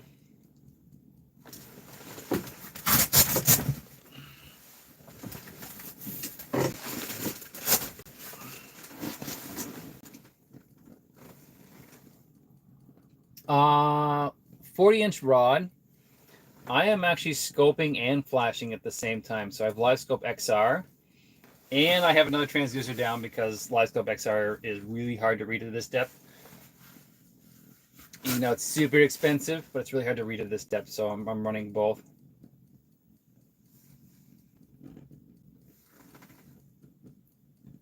You know, Thank you. If you folks have any ideas for how-to content for lake trout, let me know. I plan on doing some trolling content in the spring, which our little stupid gopher or whatever said it's 6 more weeks, unfortunately. I do like ice fishing, but the problem is I start ice fishing 2 days after Thanksgiving for the last 3 years, and I'm already like ice fished out. Like I'm done. I don't want to get suited up in the giant suit anymore. I don't want to be walking on the ice. I don't want to be cold anymore. That kind of stuff. So I'm all set with ice fishing already. We could have the rest of the year boat season to be fine with me.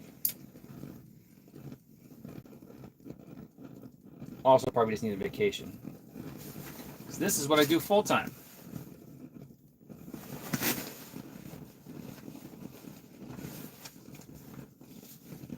don't know what this is. Some sort of boat registration.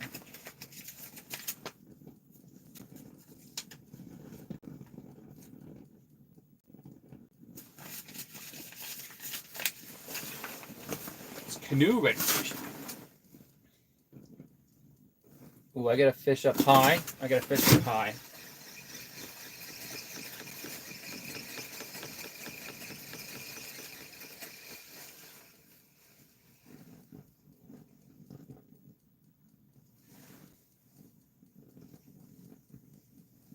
Ooh, he's chasing me. Got him! Got him!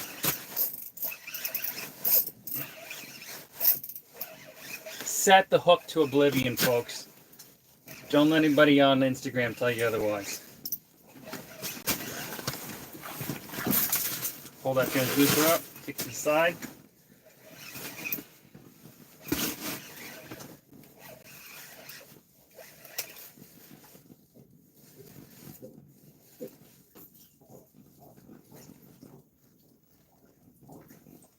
Oh, the light jet for sure. Another nice chomp. Yeah, buddy. He's got a big freaking kicker on him.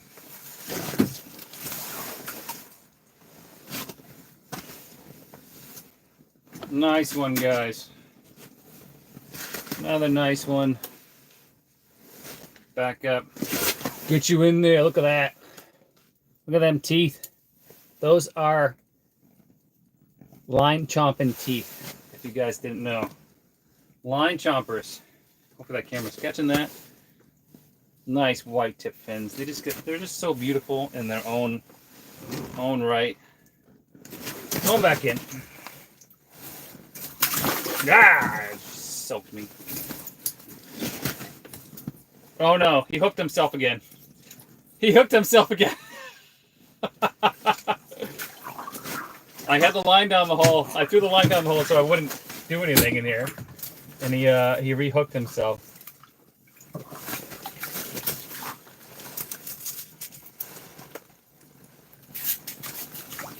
There he goes. I know you guys couldn't see that, but it was freaking hysterical. He swam right into the hook and hooked himself on the outside of the mouth. Yes, sir. Let's go. Bite's picking up. Maybe. Forget that I said that. Don't want to jinx it.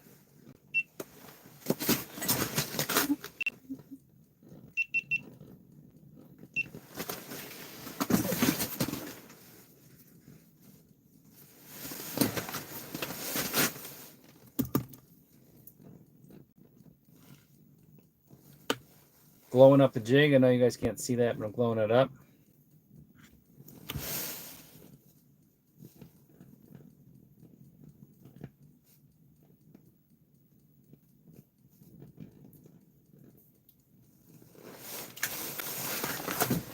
That one was probably 60 feet down or so.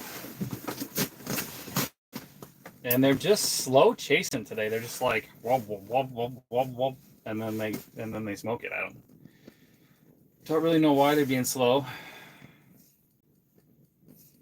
But you guys have seen me catch all of them. 3 on live, 1 before live this morning or earlier. Maybe it was on live. I don't know. Losing track.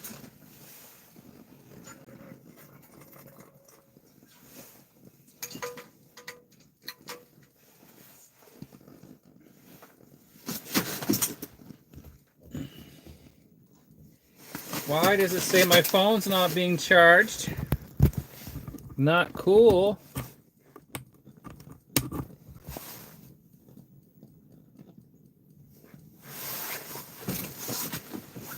My phone's at 7%. And it did not warn me because my live takes up like the whole screen. But it's charging now.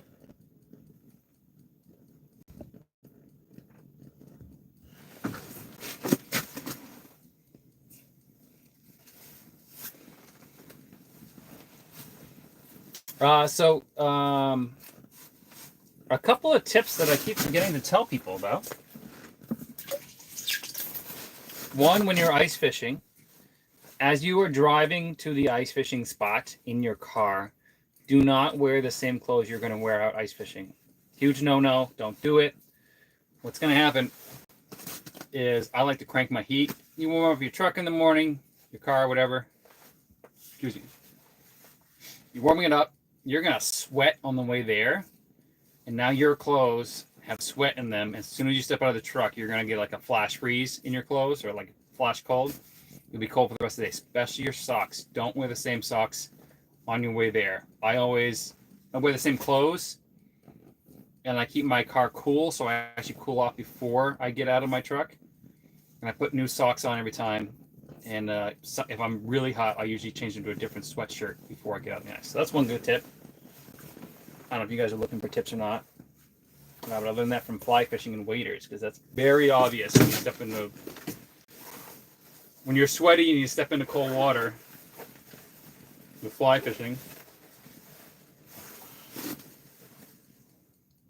I meant to say that this morning on an Instagram story, but I forgot.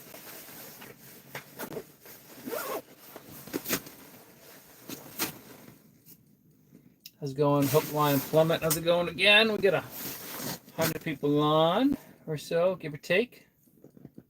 And you guys do know, if you guys got the money, you can donate on the live. I don't know how to do it. You can donate on lives. There should be a shopping tool that says there's a Winnie kit available on this shop. That's what I'm using right now. I'm using the 3/8 jig, which is a little heavier. I'm basically using the same plastics.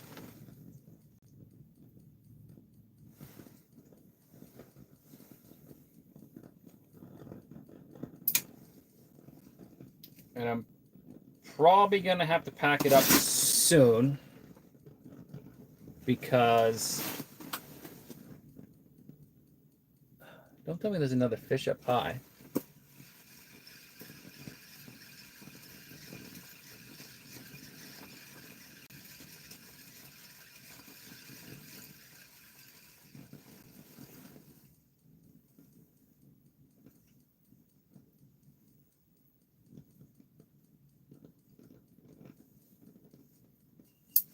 Could be the same fish. Don't know.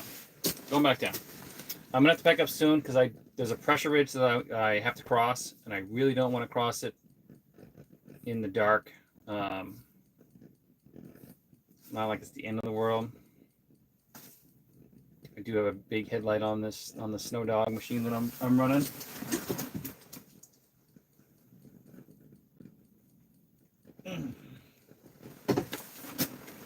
Dropping back down again. Waiting for some more fish. Awesome.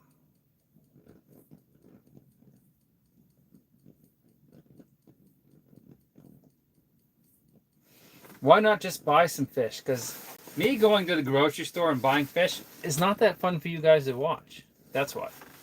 And I'm not freezing. I actually have a heater right here and I got warm clothes on. I'm in the Eskimo Superior suit, which I like, but for our mild winters here in New Hampshire, relatively mild, I guide in it, so I'm out in it all the time. Oh, I got another fish right here. I got another fish right here.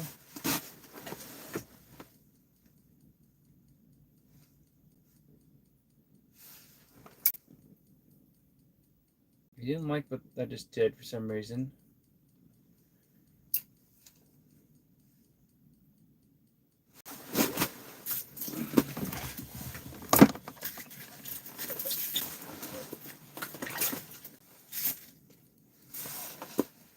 I'm pulling out my transfer with my daughter.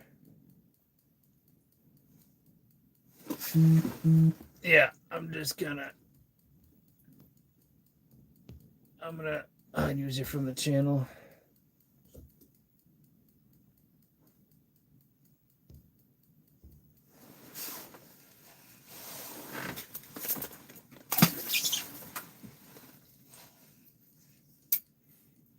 We got another high flyer up here. We got a fish at 80 feet.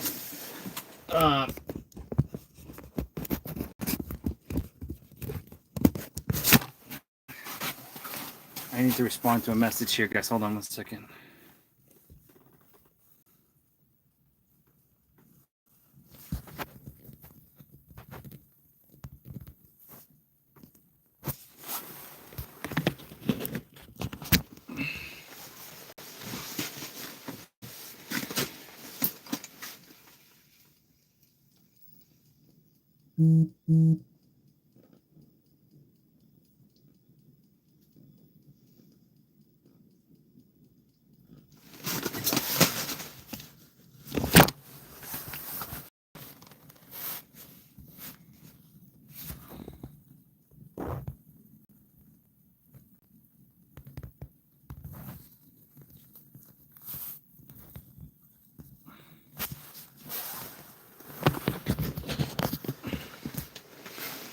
Sorry about that. We saw a snowmobile. I don't know if he's okay or not. I'm not going to talk about it.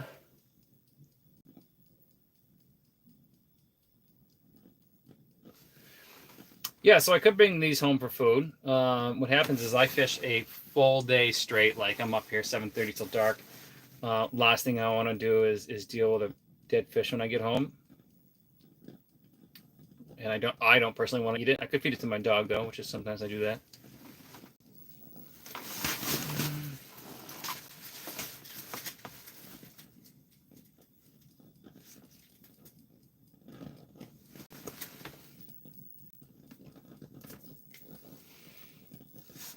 Yeah, this is recreational angling for me. You know, the limit in this lake is actually all of the lake trout that are under 27 inches. So I should be killing. The state wants me to kill the ones that you guys have seen so far. And that's just because this lake is overrun with hammer handles or smaller lake trout, if you want to call them that. These lake trout are actually bigger than the lake I normally fish. And these ones are small to, you know, Canada standards.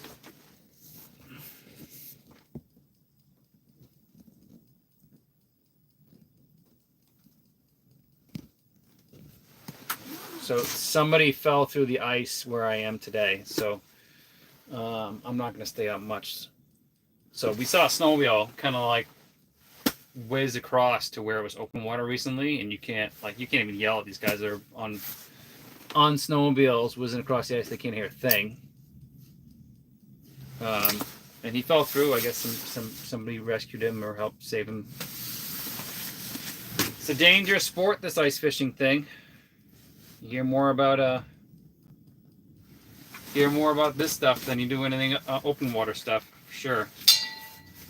Oh, there is a fish up high. Fish up high. Fish up high. He's at about 90.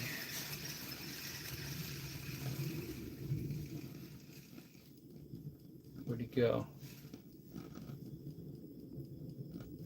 So I've lost the fish. He's out of my cone. Problem is when he gets into my cone, it's going to be panic.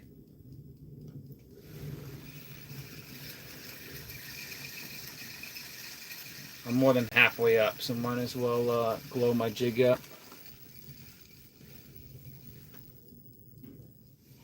Where are you fishing? I'm not in Canada. I'm on Sebago Lake in Maine.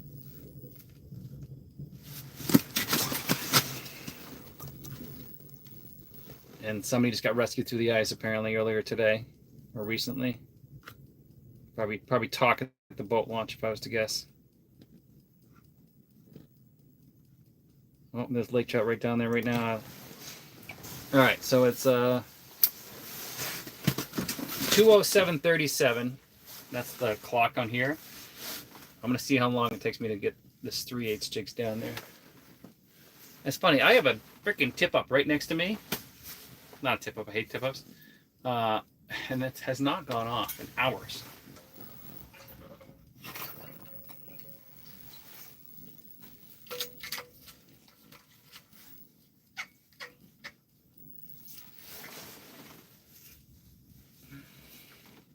Yep, I'm in Maine.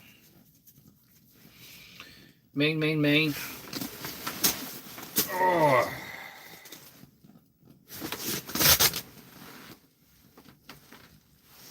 And I'm probably one of the last people out here. Most people have bugged out already.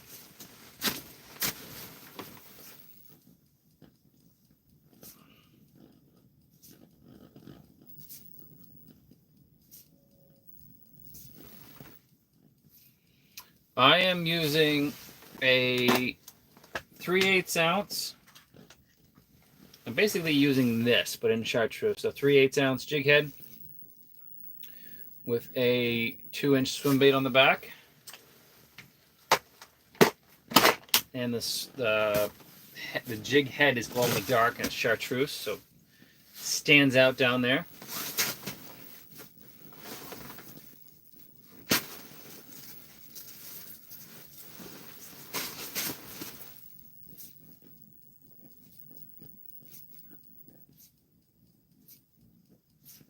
There's definitely something down there. There's definitely a lot of bait down there for sure.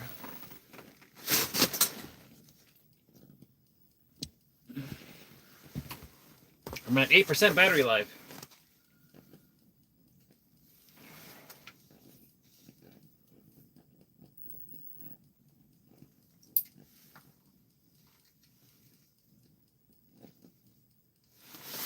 I'm not sure why it's charging so slow. I have it on the 2.4 amp charging port.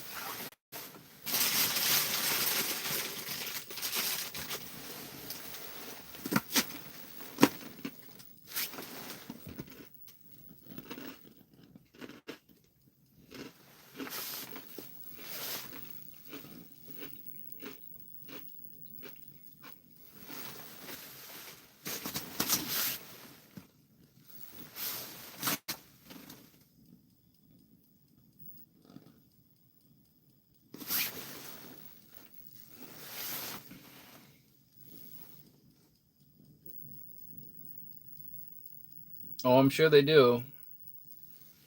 Yeah, spoons work good for Lakers, and there's some days where spoons are just fire for Lakers, and there's other days where they just love the swim bait. The guys with today, he was fishing basically both. He was fishing a swim bait underspin on it, which is kind of a combination. You get that flash, you get that tail, the kick of the tail. And I have seen lake trout spit out hard objects. So, like a bucktail that doesn't have anything tied onto it.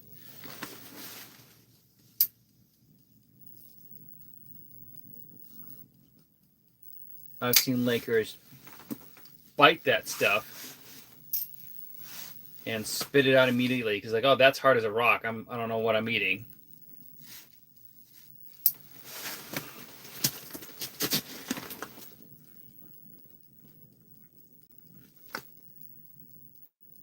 Yep, I actually tried blade bait spigot today.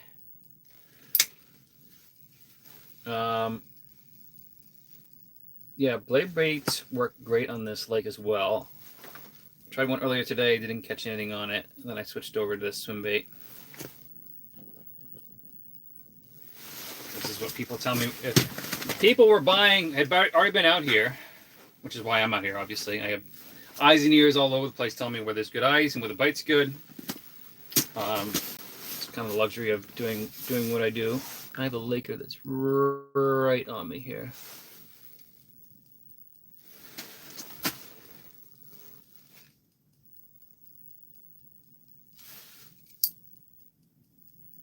He's gonna swim right past me. Come on, don't you dare.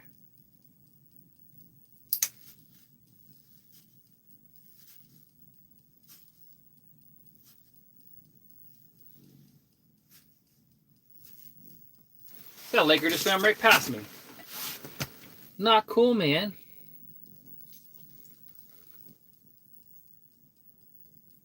Who's here for the hook sets? Yes, sir. If you didn't see the last one, it was pretty violent. Violent enough. Well, I did one violent enough to break the line. What am I going for? I'm going for lake trout. Lake trout is my specialty. It's what I guide for. New Hampshire registered guide. I'm actually in Maine right now, but where's Wyatt? He got off the ice. He wussed out. I'll give him crap for that. But he was a trooper all day. He was out fishing me until he left, and then I caught up to him right after he left.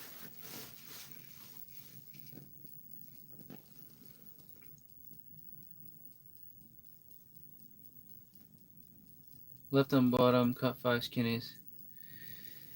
Oh, I got a high flyer. 3,000 size reel. Fast as I can.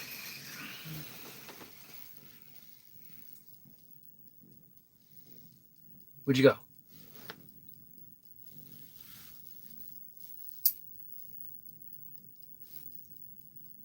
Come back, come back, come back, come back, come back. No. Oh, I forgot to time how long it took me to get down there.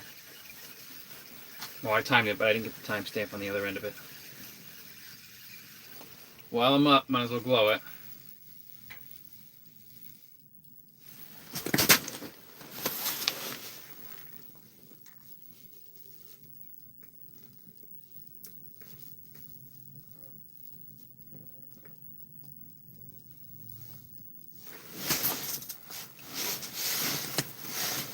Might as well glow it.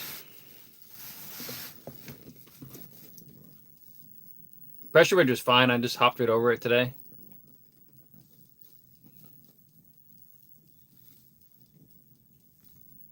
It's my first time out here this year, so.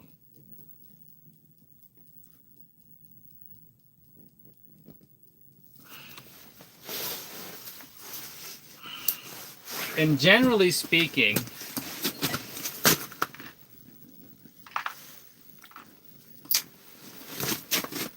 water clarity is like 20 feet plus. Generally speaking, I am not, well, the snow dog is super lightweight, so I'm really not worried about breaking through. We were on some thinner ice today, but we're on month 7 inches right now, so.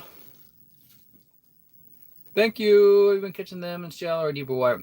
Right now I'm at 170 feet, so I would say deeper. Gets caught at Xander. We don't have any Xander. I do not have a Vexilar. I'm using LiveScope XR. Oh, I actually have a fish right below me. Come on, buddy. Turn around. Chase my bait.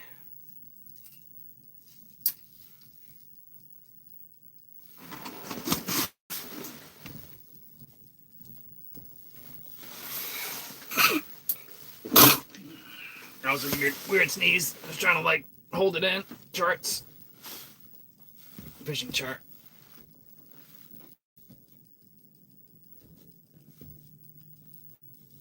Combo mode. Combo number 7. This is the deepest I fish for Lakers. This is like 160, 180. This is the deepest lake I fish for Lakers. When up Pisaki, I fish up to like 120, 130. I try not to. It's just where they are in the fall. And then Champlain, the deepest I fish is probably 130. And then here is ridiculously deep. Did you pay to get a guy's license? I have to pay to get a guy's license. Yeah, so I have to pass a test and so I have to pass a background check in order to get this guy's license. I took a class, passed a background check, passed the application process, passed the first round of testing, passed the second round of testing, and then I have to pay $100 to get the renew my license every year. Our license process is a little silly, but it keeps the riffraff out of the guiding thing. We only have about 200 registered guides here in New Hampshire. I'm actually in Maine right now. We have a lot of guides in Maine.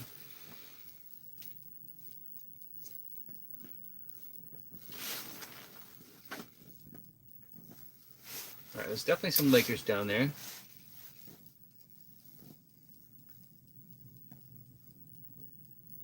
But I spooked him, I think.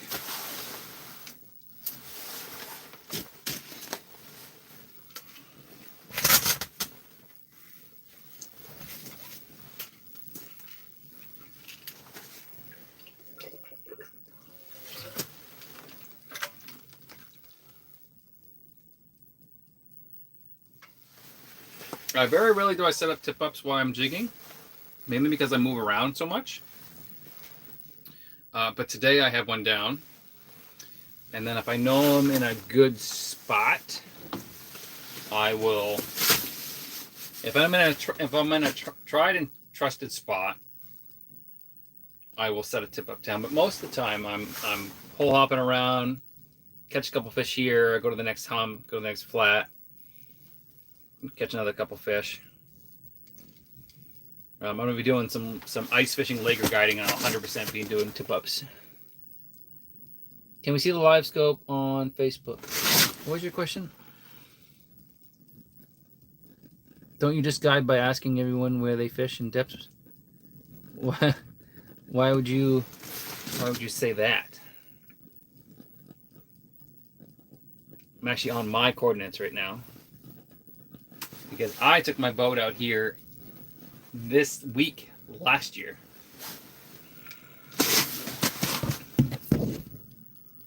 I'm aiming a guy, and it's like being vegan. Across, tell you in the first 3 minutes of the conversation. This will also be put on the patch.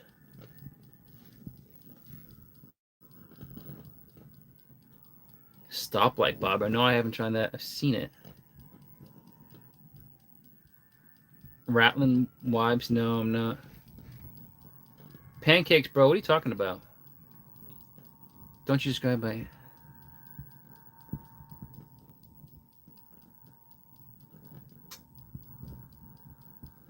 Find a spot up in the perimeter of tip-ups. Huh.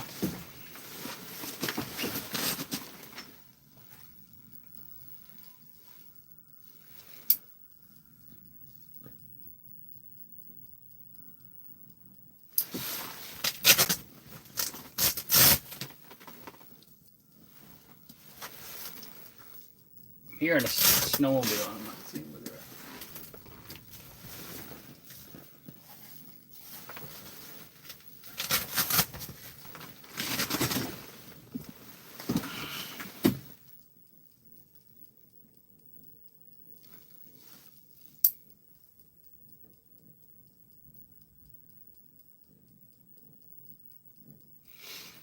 Yeah, so Maine has northern pike, but New Hampshire really doesn't have a good population of northern pike. Like, we're not known for it. There are ponds in the river system that has them.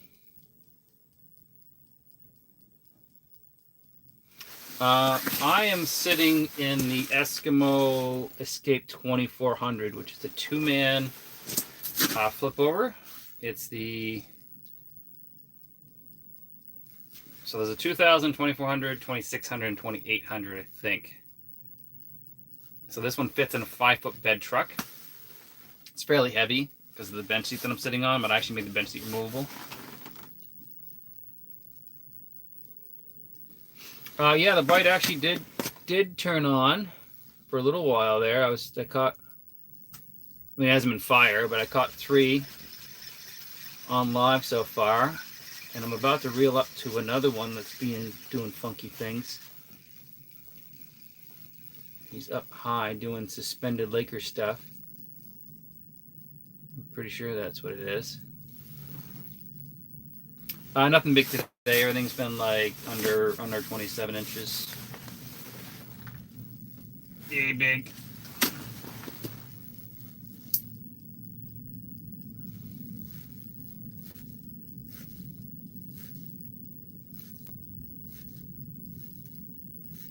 Are you from Mexico? No. I am born and raised in New Hampshire. But I've lived in New Hampshire, Connecticut, and Maine. Mass for a little while, like a month or two.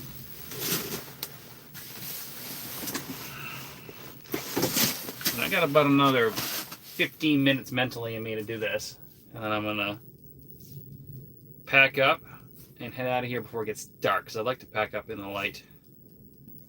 Ideally, and Lakers do bite in the dark. It's just not as common.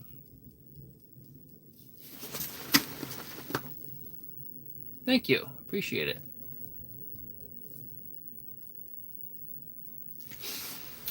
There is enough room to throw a cot in here if you take the bench seat out. So what I do, so the bench seat is normally bolted in. What I do is I put like quick release pins like you would like a car receiver, like smaller ones. So if I want to sleep in this, which I like sleeping in this because it's like you can run a propane heater on low at night and it stays nice and toasty. And the sides don't blow in because it's a metal frame. Take the bench seat out and you can lay a cot on one side and literally fish while you're sleeping, which is sweet.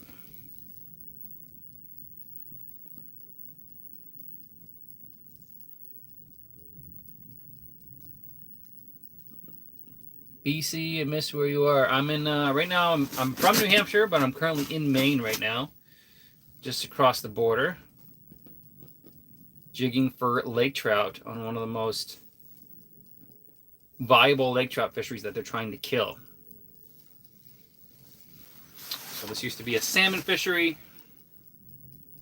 And they want you to kill as many lake trout as possible under 27 inches. Take them home. They used to promote leaving them on the ice like cordwood. There used to be a stack of dead lake trout, and the eagles would come and smoke them, eat them. I feel like my spot's drying up here.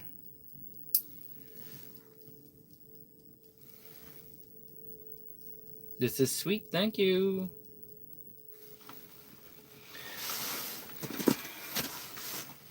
If you guys have been seeing some of my Facebook stuff, setting the hook on these fish multiple times. So these aren't super heavy gauge, but as long as you trust all your knots in your line, like you can set the hook as many times as you want. The hook is already in the fish's mouth. You're not hurting them anymore in this particular species. It's a blood sport. Is the whole lake locked up? It is ice as far as I can see. It's not safe as far as I can see, I'm sure. But I'm out on past the station. How's the fish? Good. Lake trout are okay to eat. I know people that deep fry them. I know people that smoke them. I've smoked them personally, and they're okay. I don't like. Well, not that I don't like. So a lot of people will take lake trout, fillet them, do a ton of work to them, fillet them, brine them, smoke them for hours, and then eat them. If you have to take that much work to make the thing taste good, probably shouldn't be eaten. That being said, I'm not a big fish eater. That's just my personality. I don't eat broccoli. I don't eat a lot of things that normal people eat. So that's what I'm saying. Yeah. Ice is good on Winnipesaukee. I haven't been on Winnipesaukee in at least a couple of weeks.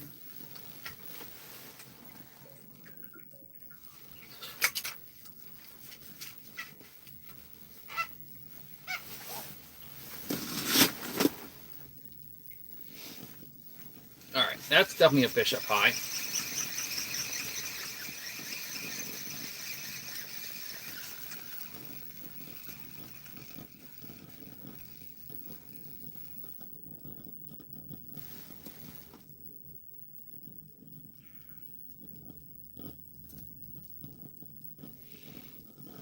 I think the salmon fishery picked up here because they stocked the piss out of it. New Hampshire did the same thing. And I will be doing some catch and kill salmon videos this spring on Winnipesaukee. And so this lake used to have native salmon in it. It's attached to the ocean, not far away from the ocean. Winnipesaukee has been stocked since like the 1800s, so they're actually invasive in there. But everybody praises them. This is my New Hampshire fishing guide patch, so I have to wear this when I'm guiding. But I'm in Maine, so it doesn't count. I'm not a registered guide in Maine. I know I've had a few dozen people ask me to guide them in Maine, and I cannot. Yeah, they still have a native population in the lake, which is awesome. I know the Sebago strain salmon has been shared around a bunch of other places. Don't you hate when there's a freaking that little loop right there, and then the line doesn't peel off your rod like it's supposed to?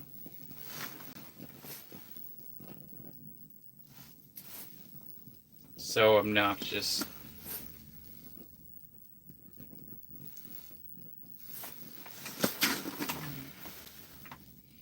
All right, we're gonna give it till 4 o'clock, guys, and then I'm gonna pack up and head home. I gotta fold this all up and pack a bunch of stuff in it. And it's probably stuck to the ice by now.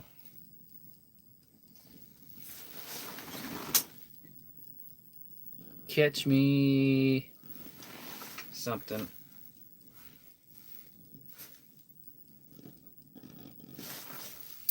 Am I in a fish's mouth? Or I'm on bottom? I'm bottom. But it's good, my man. How's it going? We're out here jigging for lake trout on Sebago Lake. Up here in Maine.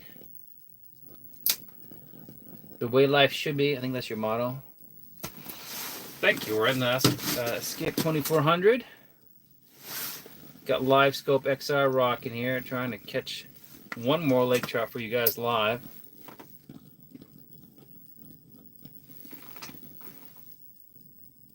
Double tap for the likes. Yes, thank you.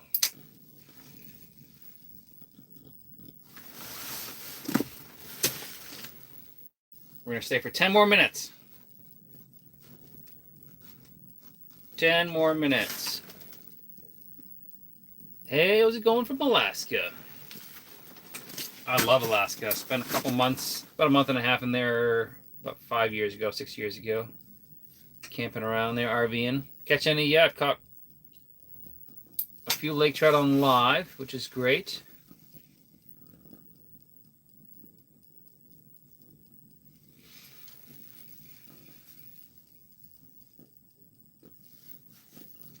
And I have a bunch of bait below me. Oh, man.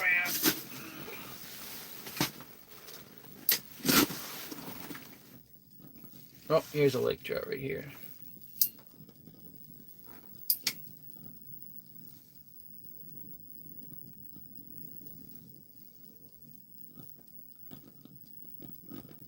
I don't know what that means, but whatever.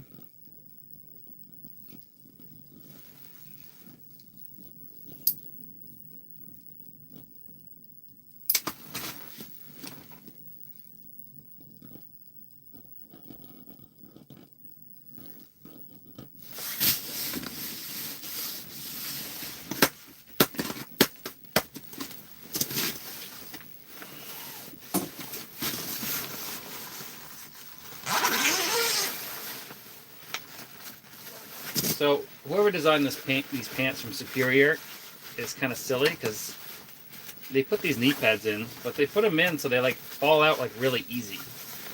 And it's not that I'm doing stuff wrong. I've looked at the design and it's just silly.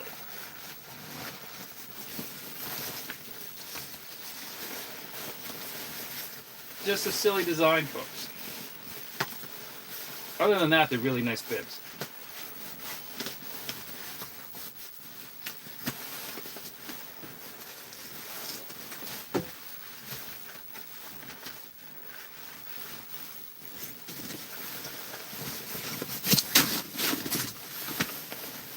But if you're looking in the market for buying bibs, make sure you get bibs with knee pads on them.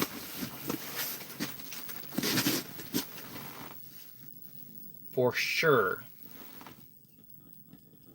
Fish have been slow today, but I've been catching them. Probably means he loved. I'm on 7 inches of ice right now. Measured. Not guessing. Measured. Most people guess. Gotta have the knee pads. That's where it's at.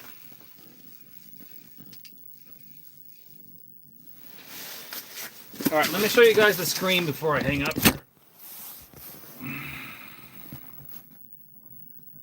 I think I can switch camera. There we go. So this is LiveScope XR. This is the GT10 transducer. All these little specked red lines is all bait. So my jig is down here buried in this mess. That's why I use LiveScope XR. So I'm staring at those couple of pixels down there. That's it. 160 feet deep.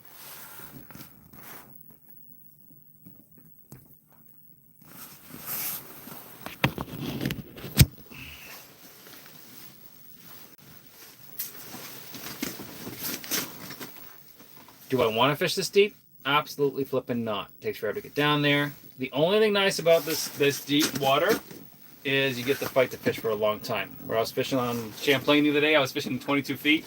You'd hook the fish and you'd be like at the surface just going like, let me off, kind of thing.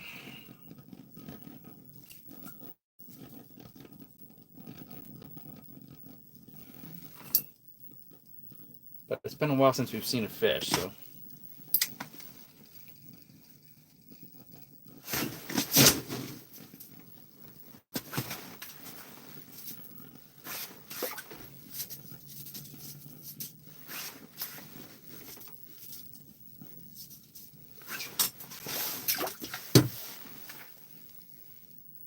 It's been a hot minute for sure.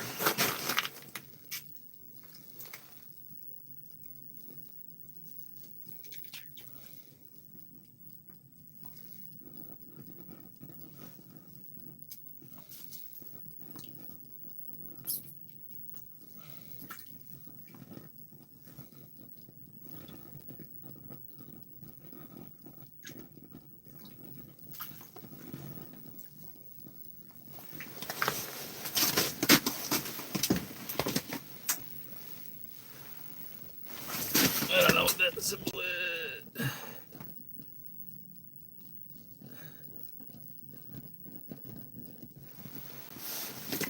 Thank you, tight lines as well. Yeah, the LiveScope XR is clear at this depth, but it is pushing the limits on my eyeballs. I'm straining my eyes to see a couple little specks on the screen. If these are 40-inch lake trout down this deep, it'll be really easy.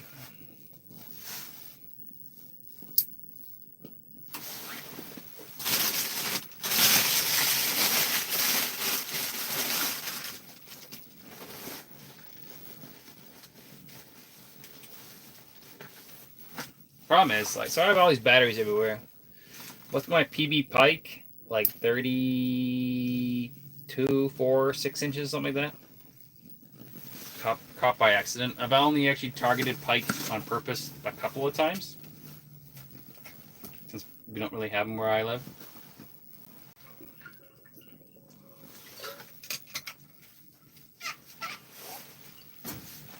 When I used to bass fish Champlain, you hook them all the time. And they fight differently, so you just break them off. Still rocking the Cheerios. It's my healthy snacks instead of getting McDonald's on the way home, which you probably will anyways. PB Muskie. PB Muskie is like this big. Like, no joke. Caught it this past fall. Tiny, tiny, tiny. Maine has some musky waters. New Hampshire has 0 musky waters.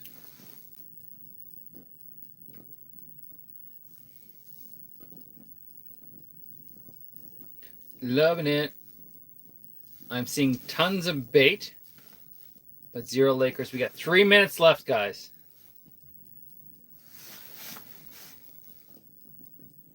Three minutes. Yeah, I caught. Hooked one musky, landed it. hooked another muskie, lost it. Spoon came flying out of the water. He came flying out of the water. Spoon came flying out of his mouth. Unfortunately, the GoPro didn't catch that because it wasn't on wide angle, but.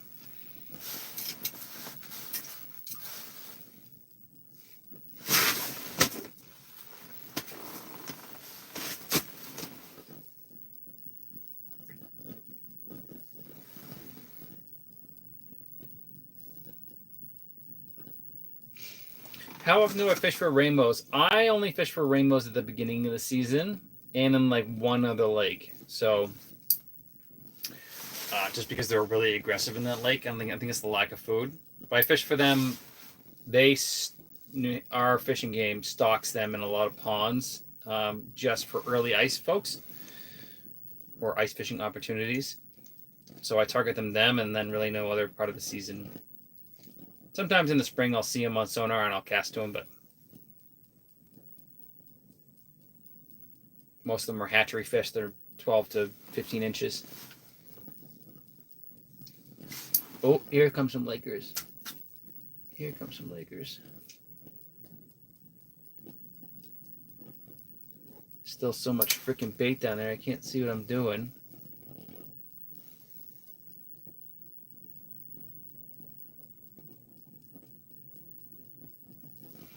Yeah, the other guy that was fishing technically with me, around me, he caught 2 for the day, and he had a couple chases over. He went shallower, caught a couple of, or had a couple chases over there, but no committals. Said they were bigger marks, but he's not using the live scope, so.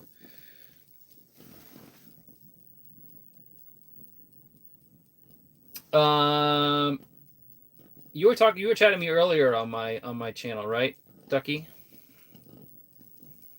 So rainbows can be anywhere, but they favor the top third of the water column for the most part. Now, I've been proven wrong by that before by a pond that has perch in it, which is the primary forage. There's nothing else in there. And those perch are down bottom, down deep in like 20 feet. They're in a bowl in the lake where it's a little bit warmer and there's more food. Rainbows will go down there and eat them. Yeah, there are closed sections, I'm pretty sure. Yeah, there's closed sections because it doesn't open until April 1st. Right in front of the Songo River, and then a couple of the other rivers are closed right now. Pretty sure. Don't quote me on that. I don't have the rule book in front of me. All right, guys. I'm going to pack it up. I'm turning off the heater to let it cool down. I know we got 100 people on, and my phone refuses to charge all the way, which is fantastic.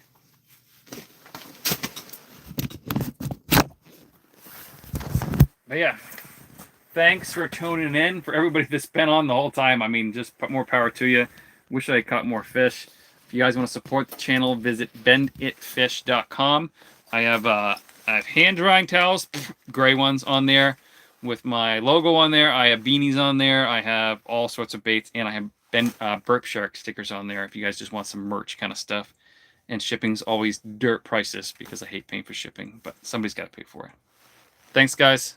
Till next time. Probably go live next week, too.